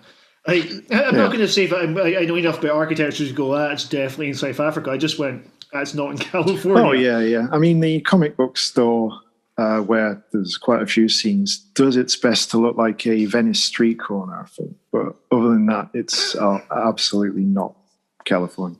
How about you, Ross? Did you notice that? Nah, by that stage, my eyeballs were still bleeding after watching Lost Boys 2, so... This brings me actually to, when I was watching part 3, I watched this the same day that I saw part 2. And I reckon that's why this was not a properly good film, right? I think it was an improvement of the second one, but I think part of the reason I warmed towards it was because it wasn't the second one. This is the sort of thing, if it were an album, then this would be called Return to Form. It doesn't mean that it's good. Yeah. It's just the best one since the last good one.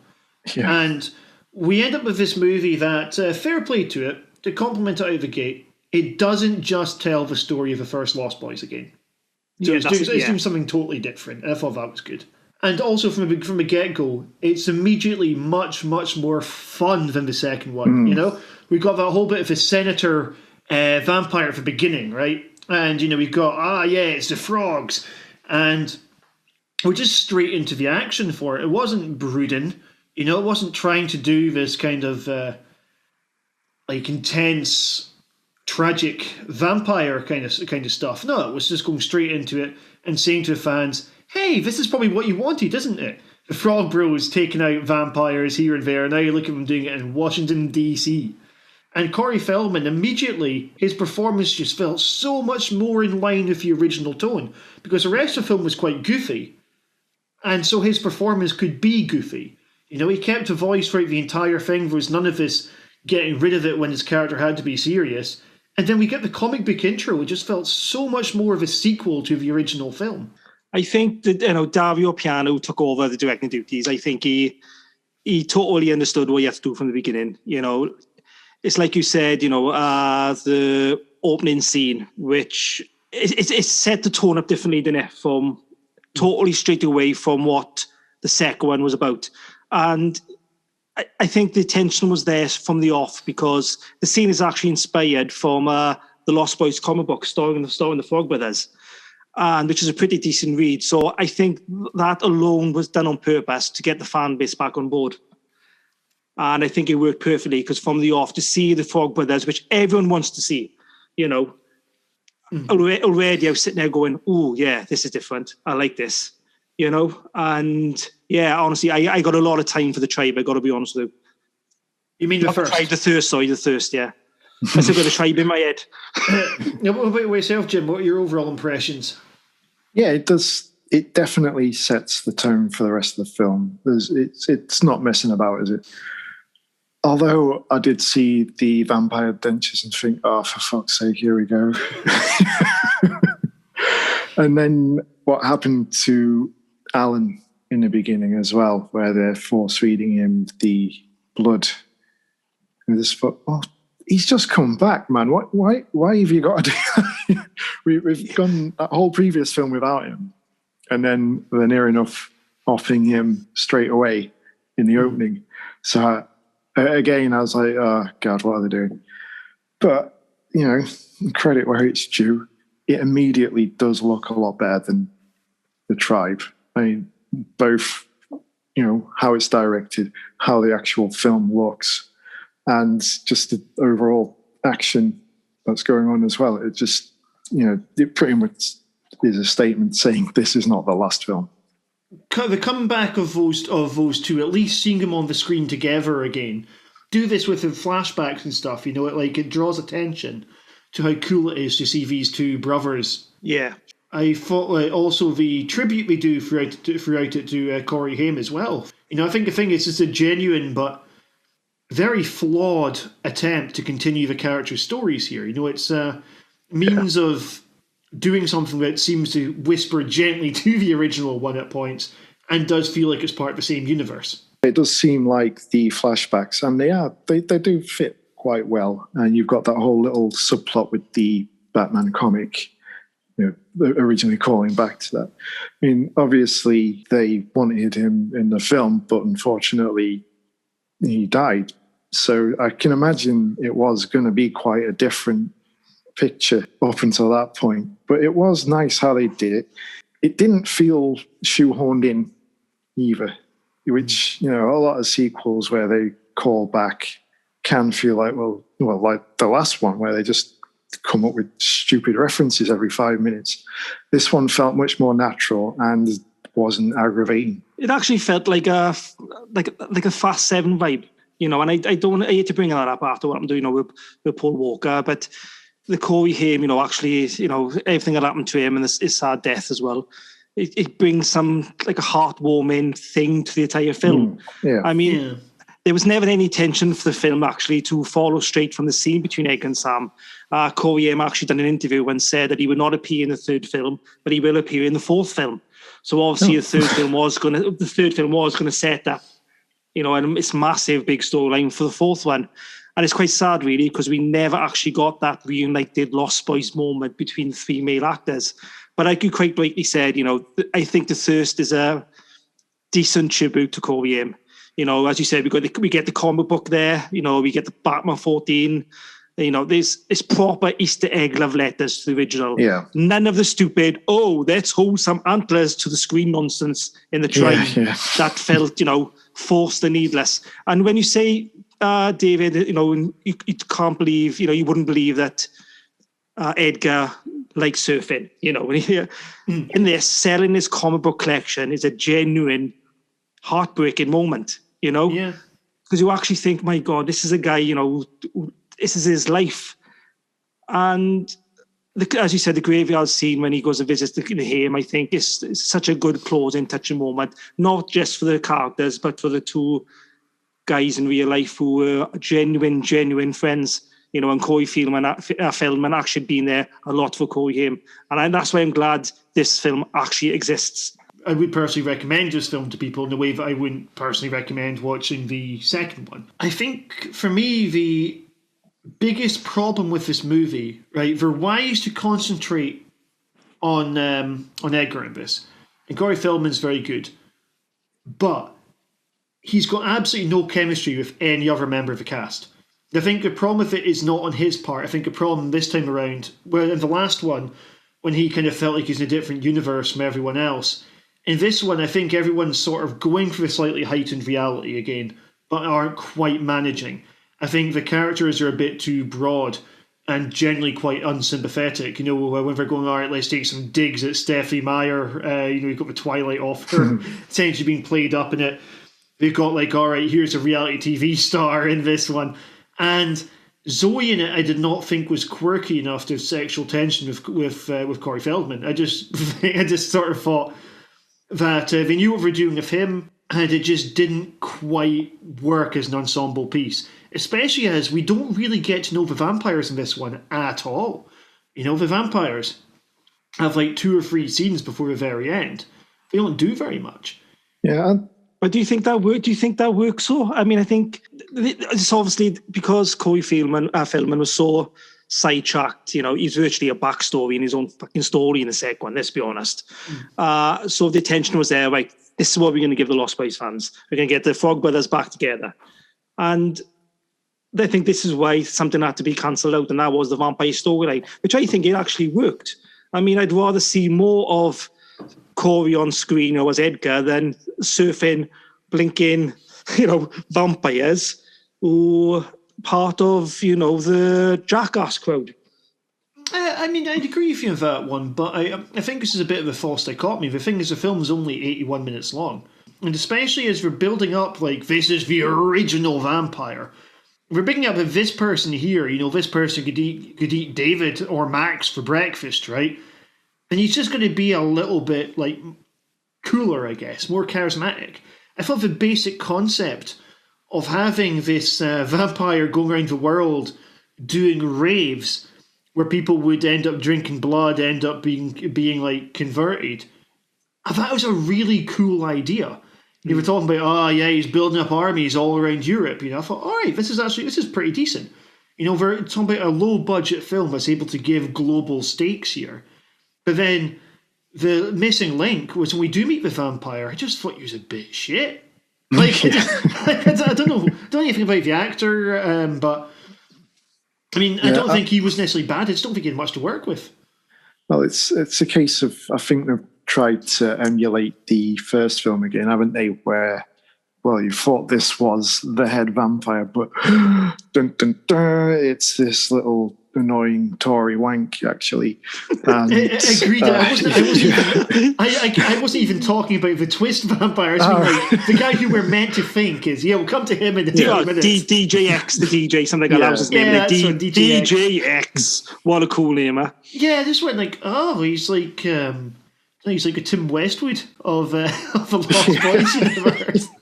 But David, I need to ask, because what you just said earlier, you said you'd recommend this to people. But would you ask him to watch the second one first to get more appreciation of the third one? No, I mean, I think actually something the second one sets up, I guess. So maybe why the second one becomes slightly better actually after seeing the third in a way is because the second one represents Edgar's rock bottom moment. This is him at his lowest. Right. Yeah. And in the third one, he kind of finds a reason to live again. Right. I think, especially if you watch them back to back, I mean, the second one is so poor. I mean, if this came out, if this was Lost Boys 2, would it be more, because this is warmly received by the Lost Boys fans, let's be honest. This has got quite a good high rating. The fans like it, the fans enjoy it. They did want to see if a fourth would happen, a straight to DVD, which never happened, of course. But I just wondering if it still have that same love if this came out instead of The Tribe. I'm just going to check something here. I'm going to call BS on this because the thing that's got a higher rating. Both this and The Tribe was 0% on Rotten Tomatoes, and on IMDb it's 4.5 for The Tribe and only 5.1 for the first. You should never believe anything on the internet. Come on, David. If you listen to the horror community, every Lost Boys fan knows that this isn't a groundbreaking film, but after the depth of hell we went through watching the second one, this is such a marked improvement. It is. It really, really is. And as I said before, I'm just really glad that it's there, but I just don't think it'd be that much appreciated if it was the second film. And I got to be honest with you, I think I'd rather this not be called The Lost Boys. If this was called The Frog Brothers, I think, it'll suit a lot more. But obviously, they needed the Lost Boys title to sell the brand. I've just checked on audience scores and Rotten Tomatoes. Will you stop looking? 25% versus 33%. Right, go back to Southland Tales and let's see what they say. To be honest, I mean it's consistently scoring better, and I do think it's definitely the stronger of the two. And I agree with you that Frog Brothers maybe would have been a more appropriate name for it. Now, in terms of some good things about this one, I mentioned the concept of it I thought was cool. I really liked, for a moment, the vampires leaping out of the airplane. It's a tribute to the original one. You've got the same kind of music of it's the same shitty cover. You've got the camera soaring around, and it just reminded you, yes, maybe being a vampire could be a good laugh, you know? Yeah, that bit did get me pretty psyched, I've got to say. That drew parallels to Point Break much better than the previous film even tried. And yeah, it may be a shitty metal cover, but it still had the melody there. So, the tune isn't that bad, but that was a pretty stylish scene, and really, it is a good callback to that sort of exhilarating freedom you've got being, one of the children of the night. In terms of other things, Peter in it, right? The one who we find out is actually indeed the first ever vampire, which I thought was actually quite a reasonably done twist. I did not see that. Yeah. The way it kind of segued into the old tome that had been given with that imagery, and it kind of shows you the origins of that later on in the film. It's a little touch that was quite neat. Absolutely. The thing is, like, when we bring the twist in, up until that point, I was going, I don't really care if this Peter kid lives, right? I was thinking to myself, I could care less. Couldn't give a fuck, right? And then, when he turns out to be the villain, I thought, oh, that's pretty neat. I didn't quite buy Edgar necessarily giving enough of a shit about this to do this, but at the same time, I guess he did bring the parallel of she wants to save her brother, which you couldn't do, and it's cheesy, but fair enough. Although when Alan suddenly shows up with it, I was like, how the fuck does he know where they are? I had no idea. We're in an island in the middle of nowhere here. I didn't see the twist coming. I gotta be honest with the first time watch. I sat there and like you, I was thinking, okay, I mean, he's got to save this kid who's just, bland and boring, or blonde hair, sitting there. The guy doesn't say much in the film. And then when he turns around, I'm thinking, oh my good gracious, he's dead vampire. And I was actually thinking, whoa, I like this film. And you just need these little moments in a shitty film that makes it better. You could sit there for 60 minutes thinking, oh my God, this film's crap. And then you get that one moment, I can't wait to tell people about it. And I think that's what made The Lost Boys 3 sell. You need to watch it because it's got a fantastic twist at the end. But obviously, when you tell people there's a twist at the end, they go looking for it then, don't they? Which probably spoils it for them. With the other bits of this film, the other bits that make you really like it, like what else stuck out to you guys? There's one kill I loved, the vinyl through the neck. Oof, that was great. For me personally, was the final kill where Corey Feldman kills Peter the vampire. That is just one of the best vampire kills I've ever seen in my life. I got to be honest with you. That left me with a big grin on my face. That was a fun little bit, but I can't remember what that one line was. I can't remember myself. Broke that record in half, but I was giggling at that as well. That was good fun. Overall, the action and the way they kill the vampires on this is very entertaining.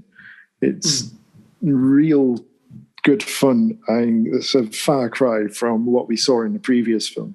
And as you mentioned, does the fact that the previous film was so poor compared to this one amplify your enjoyment of this one? Yeah. I mean, it's a question you could probably only answer if you'd seen this one first, I guess, but...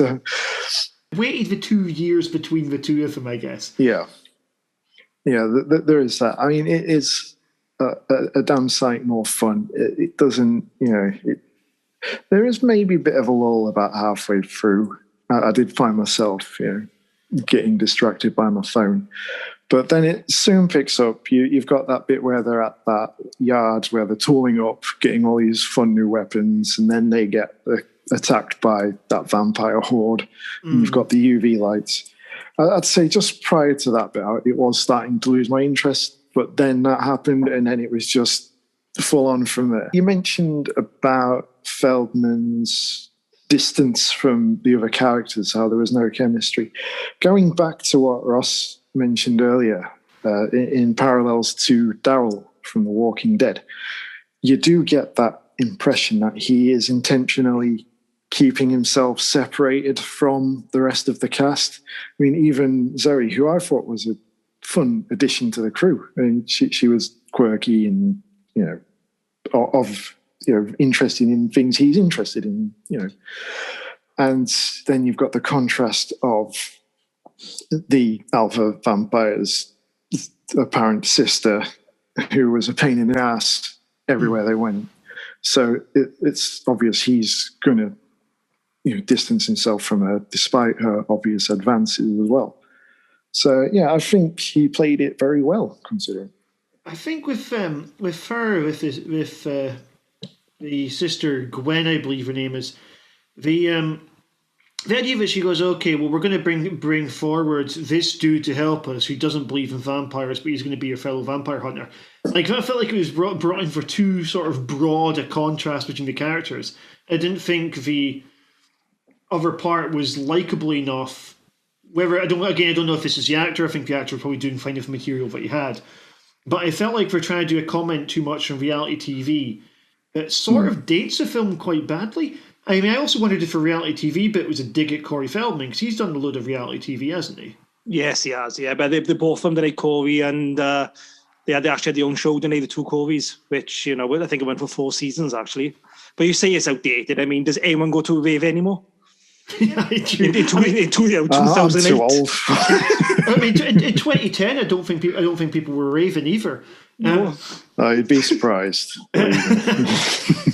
Apart from our John, who writes for yeah.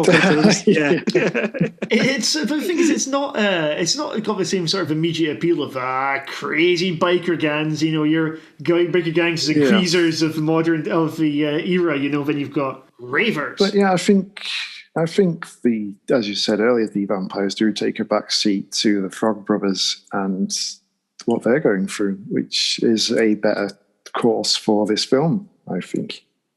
The one-liners were good as well. Yeah.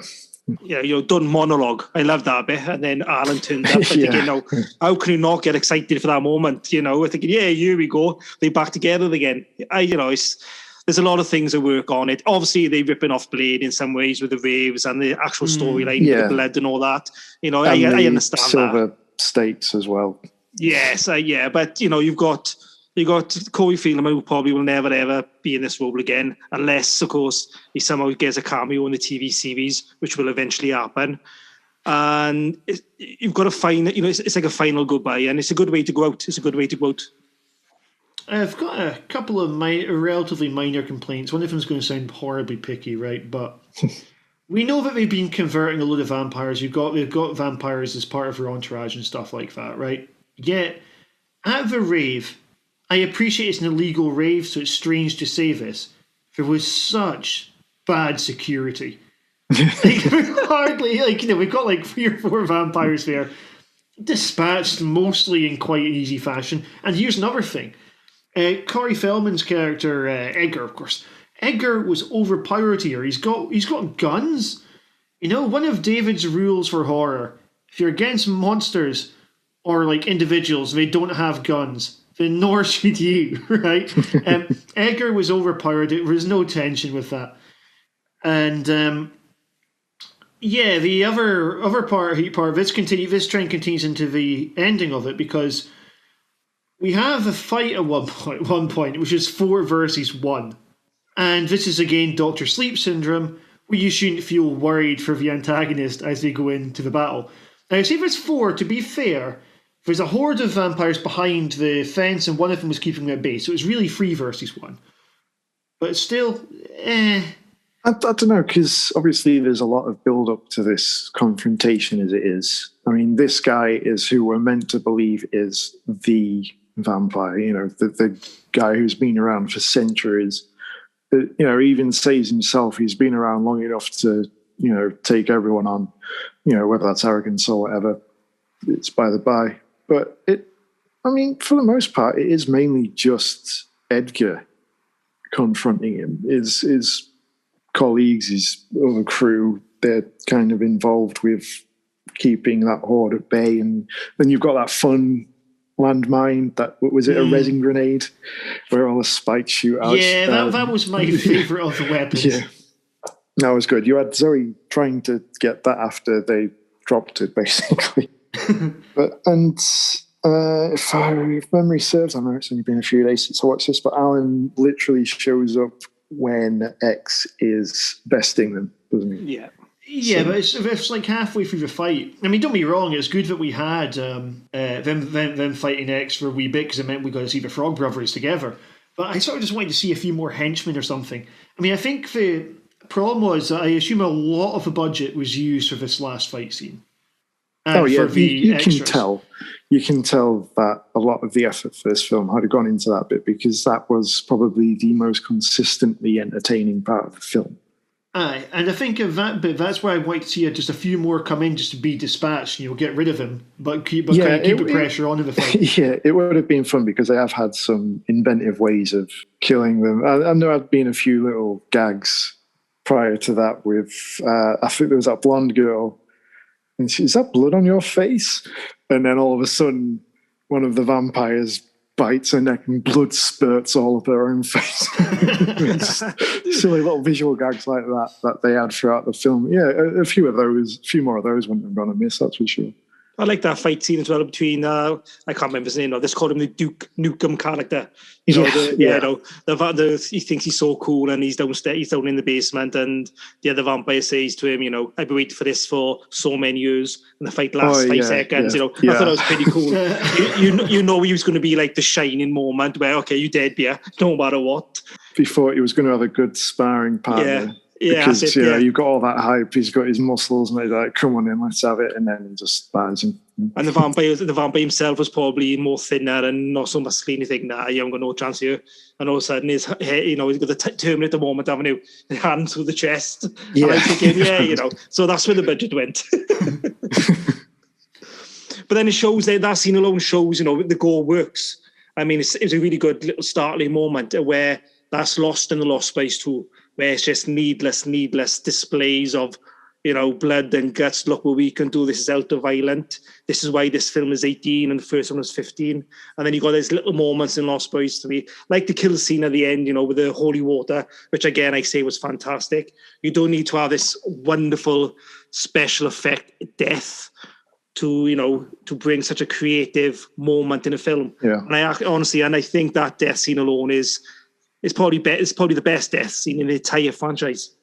I think what it boils down to really is this third film: better directing, better acting, better writing. It's better across the board, isn't it? Absolutely. At this point of agreement, I think we should finish up by talking about some other vampire films that we've not mentioned during the course of this recording. Jim, do you want to get us started with another vampire film that we have not discussed? I'm going to go with Near Dark. I mean, obviously, Ross mentioned it earlier with a comparison. I mean, it came out the same year, but it is a completely different film.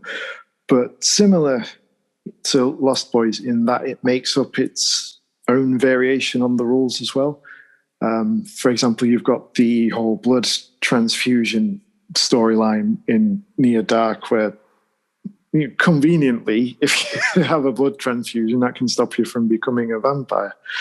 But it's like a neo-western. It's got a hell of a cool cast. I mean, it's got half the cast of Aliens on it, for Christ's sake. So, you know what you're getting yourself in for. Bill Paxton is one of them. He can be excruciatingly annoying, but I will watch him in anything. He's as equally cool as he can be aggravating. And he's just one of those actors I've always been drawn to. And he does add a level of cool to this film. It's been a long time since I've watched it, actually, but ever since I saw it when I was probably a teenager and I saw it for the first time, it is a film that stuck with me just for how different it is compared to a lot of other vampire films, especially from this time. Very good answer. What about yourself, Ross? You've got a vampire film you want to talk of? Well, obviously I mentioned Fright Night earlier, so I'm not going to go into that debate again. The 80s was a wash of vampire movies, like we said. So I'm going to look at the 90s, which for some strange reason it sort of died out in it. We had a couple of films like, Bram Stoker's Dracula with Keanu Reeves. But the one film I want to mention in that era, which probably was just as influential and fun as probably as The Lost Boys, was From Dusk Till Dawn. I just think that film was just absolutely fantastic. It starts off like a Quentin Tarantino film, and halfway through, I mean, if you don't know nothing about the story and you sit there with someone and say, look, this is a Quentin Tarantino film, they're probably thinking, yeah, it's just like Pulp Fiction, it's got that kind of dialogue. And then when they arrive at the titty twister, then all bets are off, because you would think, oh my God, this is a full-on vampire film. And it's so much fun. It's so enjoyable. It's funny. And I think George Clooney, I think that was his first film, his major film. And I remember watching that thinking, oh my God, I can't wait to see him as Batman.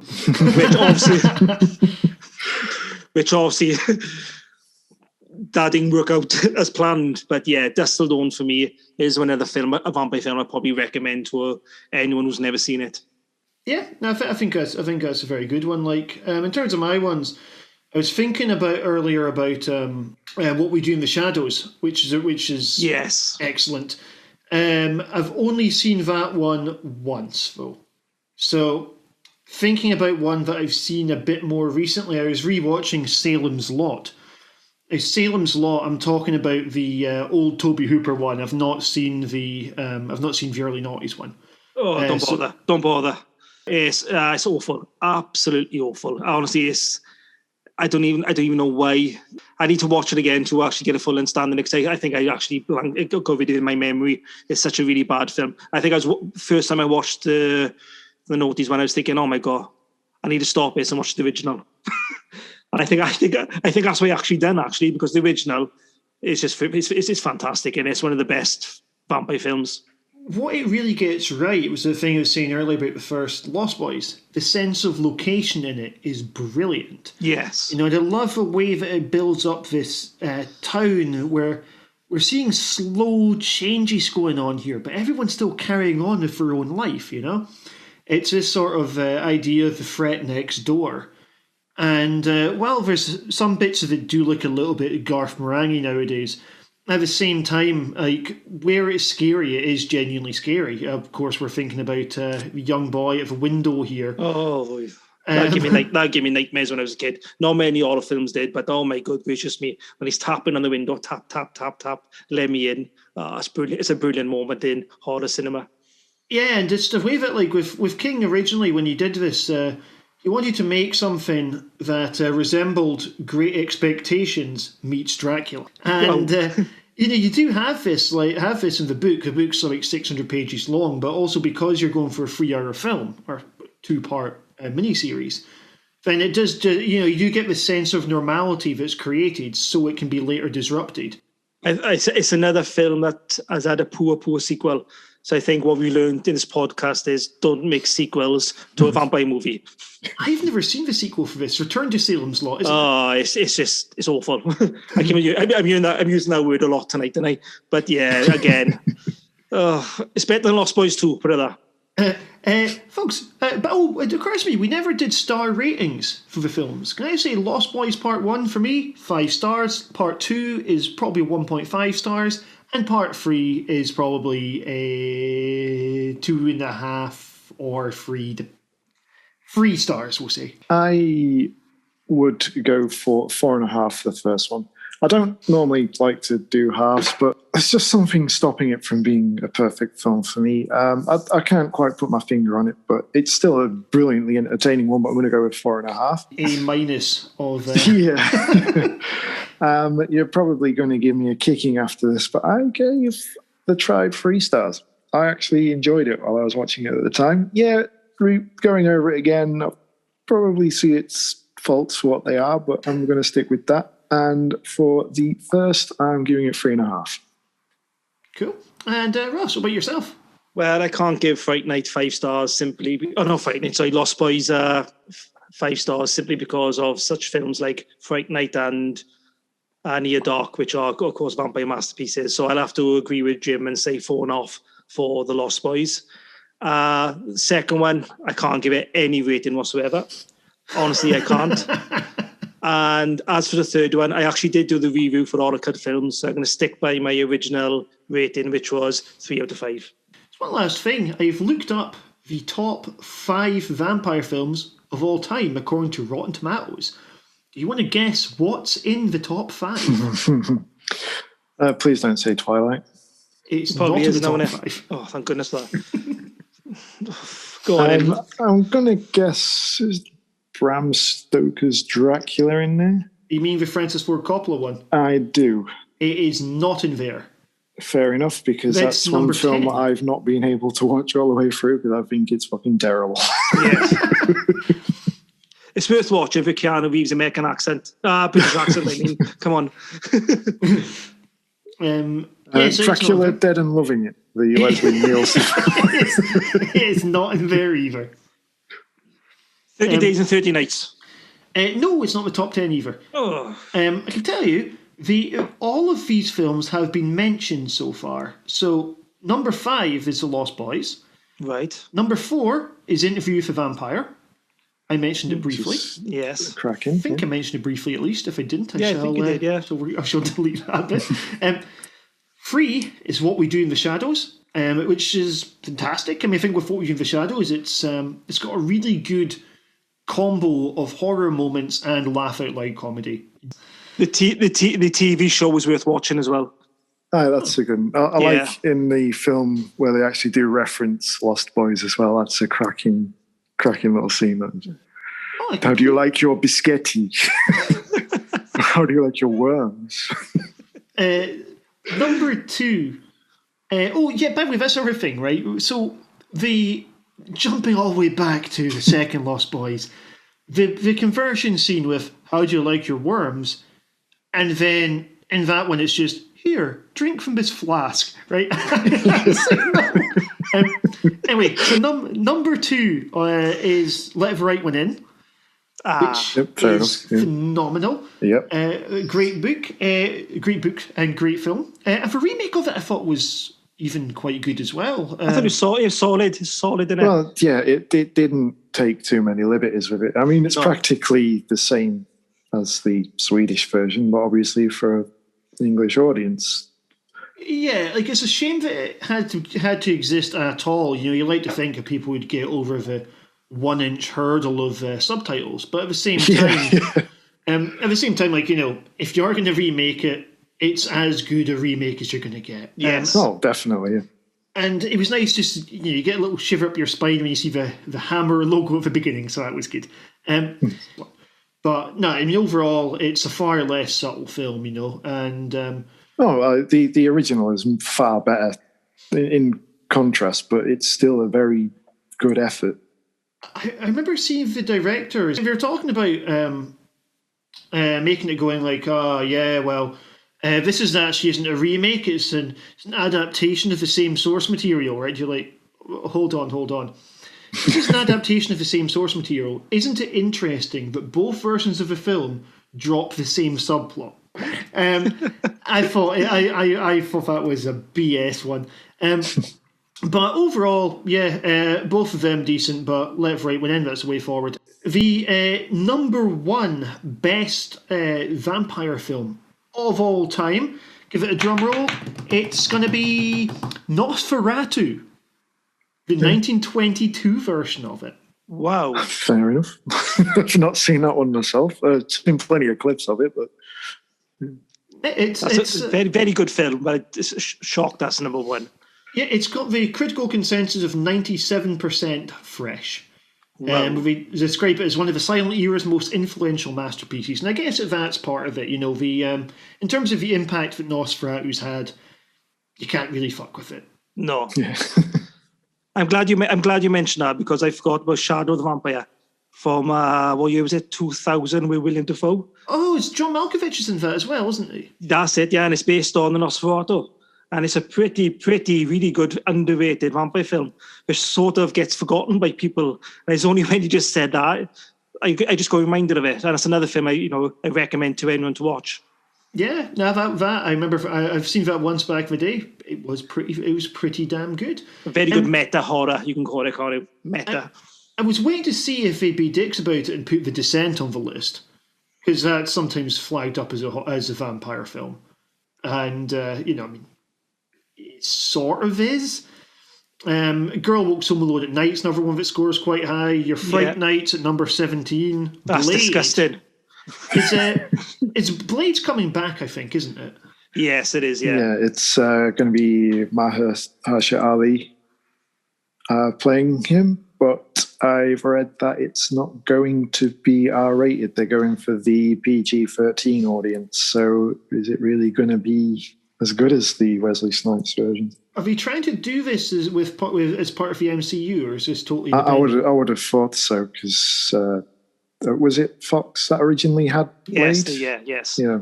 So now that they're with Disney, I assume they're going to be amalgamating that one as well. I'm sure Wesley Snipes has been talking about it. Has he got another Blade project or something? No, he said he cameoed in it, which I don't think it'll happen. It'll just sort of wreck the illusion, they need to stand on his own feet, and let's be honest, then have Wesley Snipes turn up halfway through playing a porter or something. I won't work with it. I mean, I suppose what they might be trying to bring in here is not to risk spoilers here for anyone who's not been watching WandaVision, but it feels like we're reaching the point where the multiverse is about to be ripped open. Yes. And as such, definitely. We might just have Blade shows up in it. Yeah, well, you can't escape the casting news for the next Doctor Strange film, can you? As soon as someone gets announced for it, it's all over social media. So I think that's going to be the introduction to that. And, well, we'll see where it goes. I mean, it could go either way, couldn't it? I mean, I'm fully expecting the end of WandaVision to feature the X-Men appearing. That's what I'm assuming is going to happen here. I'm sure Disney's got a few more tricks up his sleeve before, for the end. I just feel like obviously after Friday's episode, no spoilers here, they've got a lot to cram in the last episode next week. I'm just going with the flow on this. I've been enjoying it, and I've not really been overthinking what's going to happen in the next one, because I've just enjoyed how each episode's concluded, especially the previous one. That was a cracking, sinister ending. I liked that. And yeah, I'm just enjoying it for what it is. I'm not really fussed about cameos and so on. But there's one scene in the last episode, which is probably the best thing Marvel's done. I cannot spoil it for anyone, but it was such a brutal, stunning scene. I think we're thinking of the same scene. I was flabbergasted. I weren't expecting it. I was sitting there thinking, oh, this is nice. This is what's happening. This is why WandaVision's been created. And then bang, and I think, oh my good gracious me. I sat there with mouth open, and when a TV show can do something like that, then this is special. You're watching something really, really special here. And again, I think the weekly release is actually benefiting the show, because there's no spoilers. You haven't got someone who's binge watched it all in one hit, and all of a sudden it's all over social media. Everyone is watching this together. And it's such a rare thing these days. And I think it's just, I can't wait till next Friday. I actually cannot wait till next Friday. Is next Friday the ending, or is it going to be this? I thought it was the penultimate episode next Sunday, so not the next Friday. I think it's the last episode next week, and I'm sure it was. Ah, okay. I'm sure it is. Perhaps I'm wrong, but I'm sure I read it's the last episode next week. Fair days. Well, folks, we don't know when this is dropping, so one of us is going to be right here. Ah, yes. Anyway, on this point about hopefully fantastic endings, let's wrap up this show. Thanks everybody for joining us for this trip to Santa Carla and other places. We hope you carry on visiting our website, and it's a goodbye from me, from Jim, and from Ross, right guys? Bye. Bye everyone. Bye. See ya.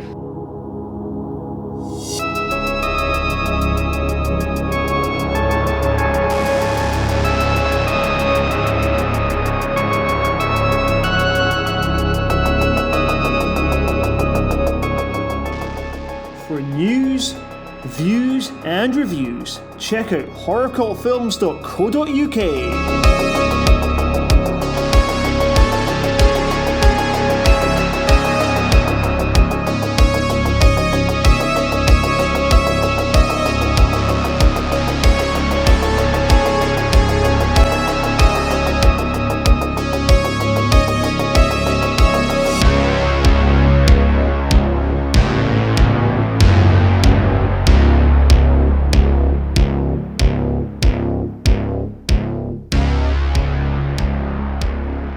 Music by White Bat Audio.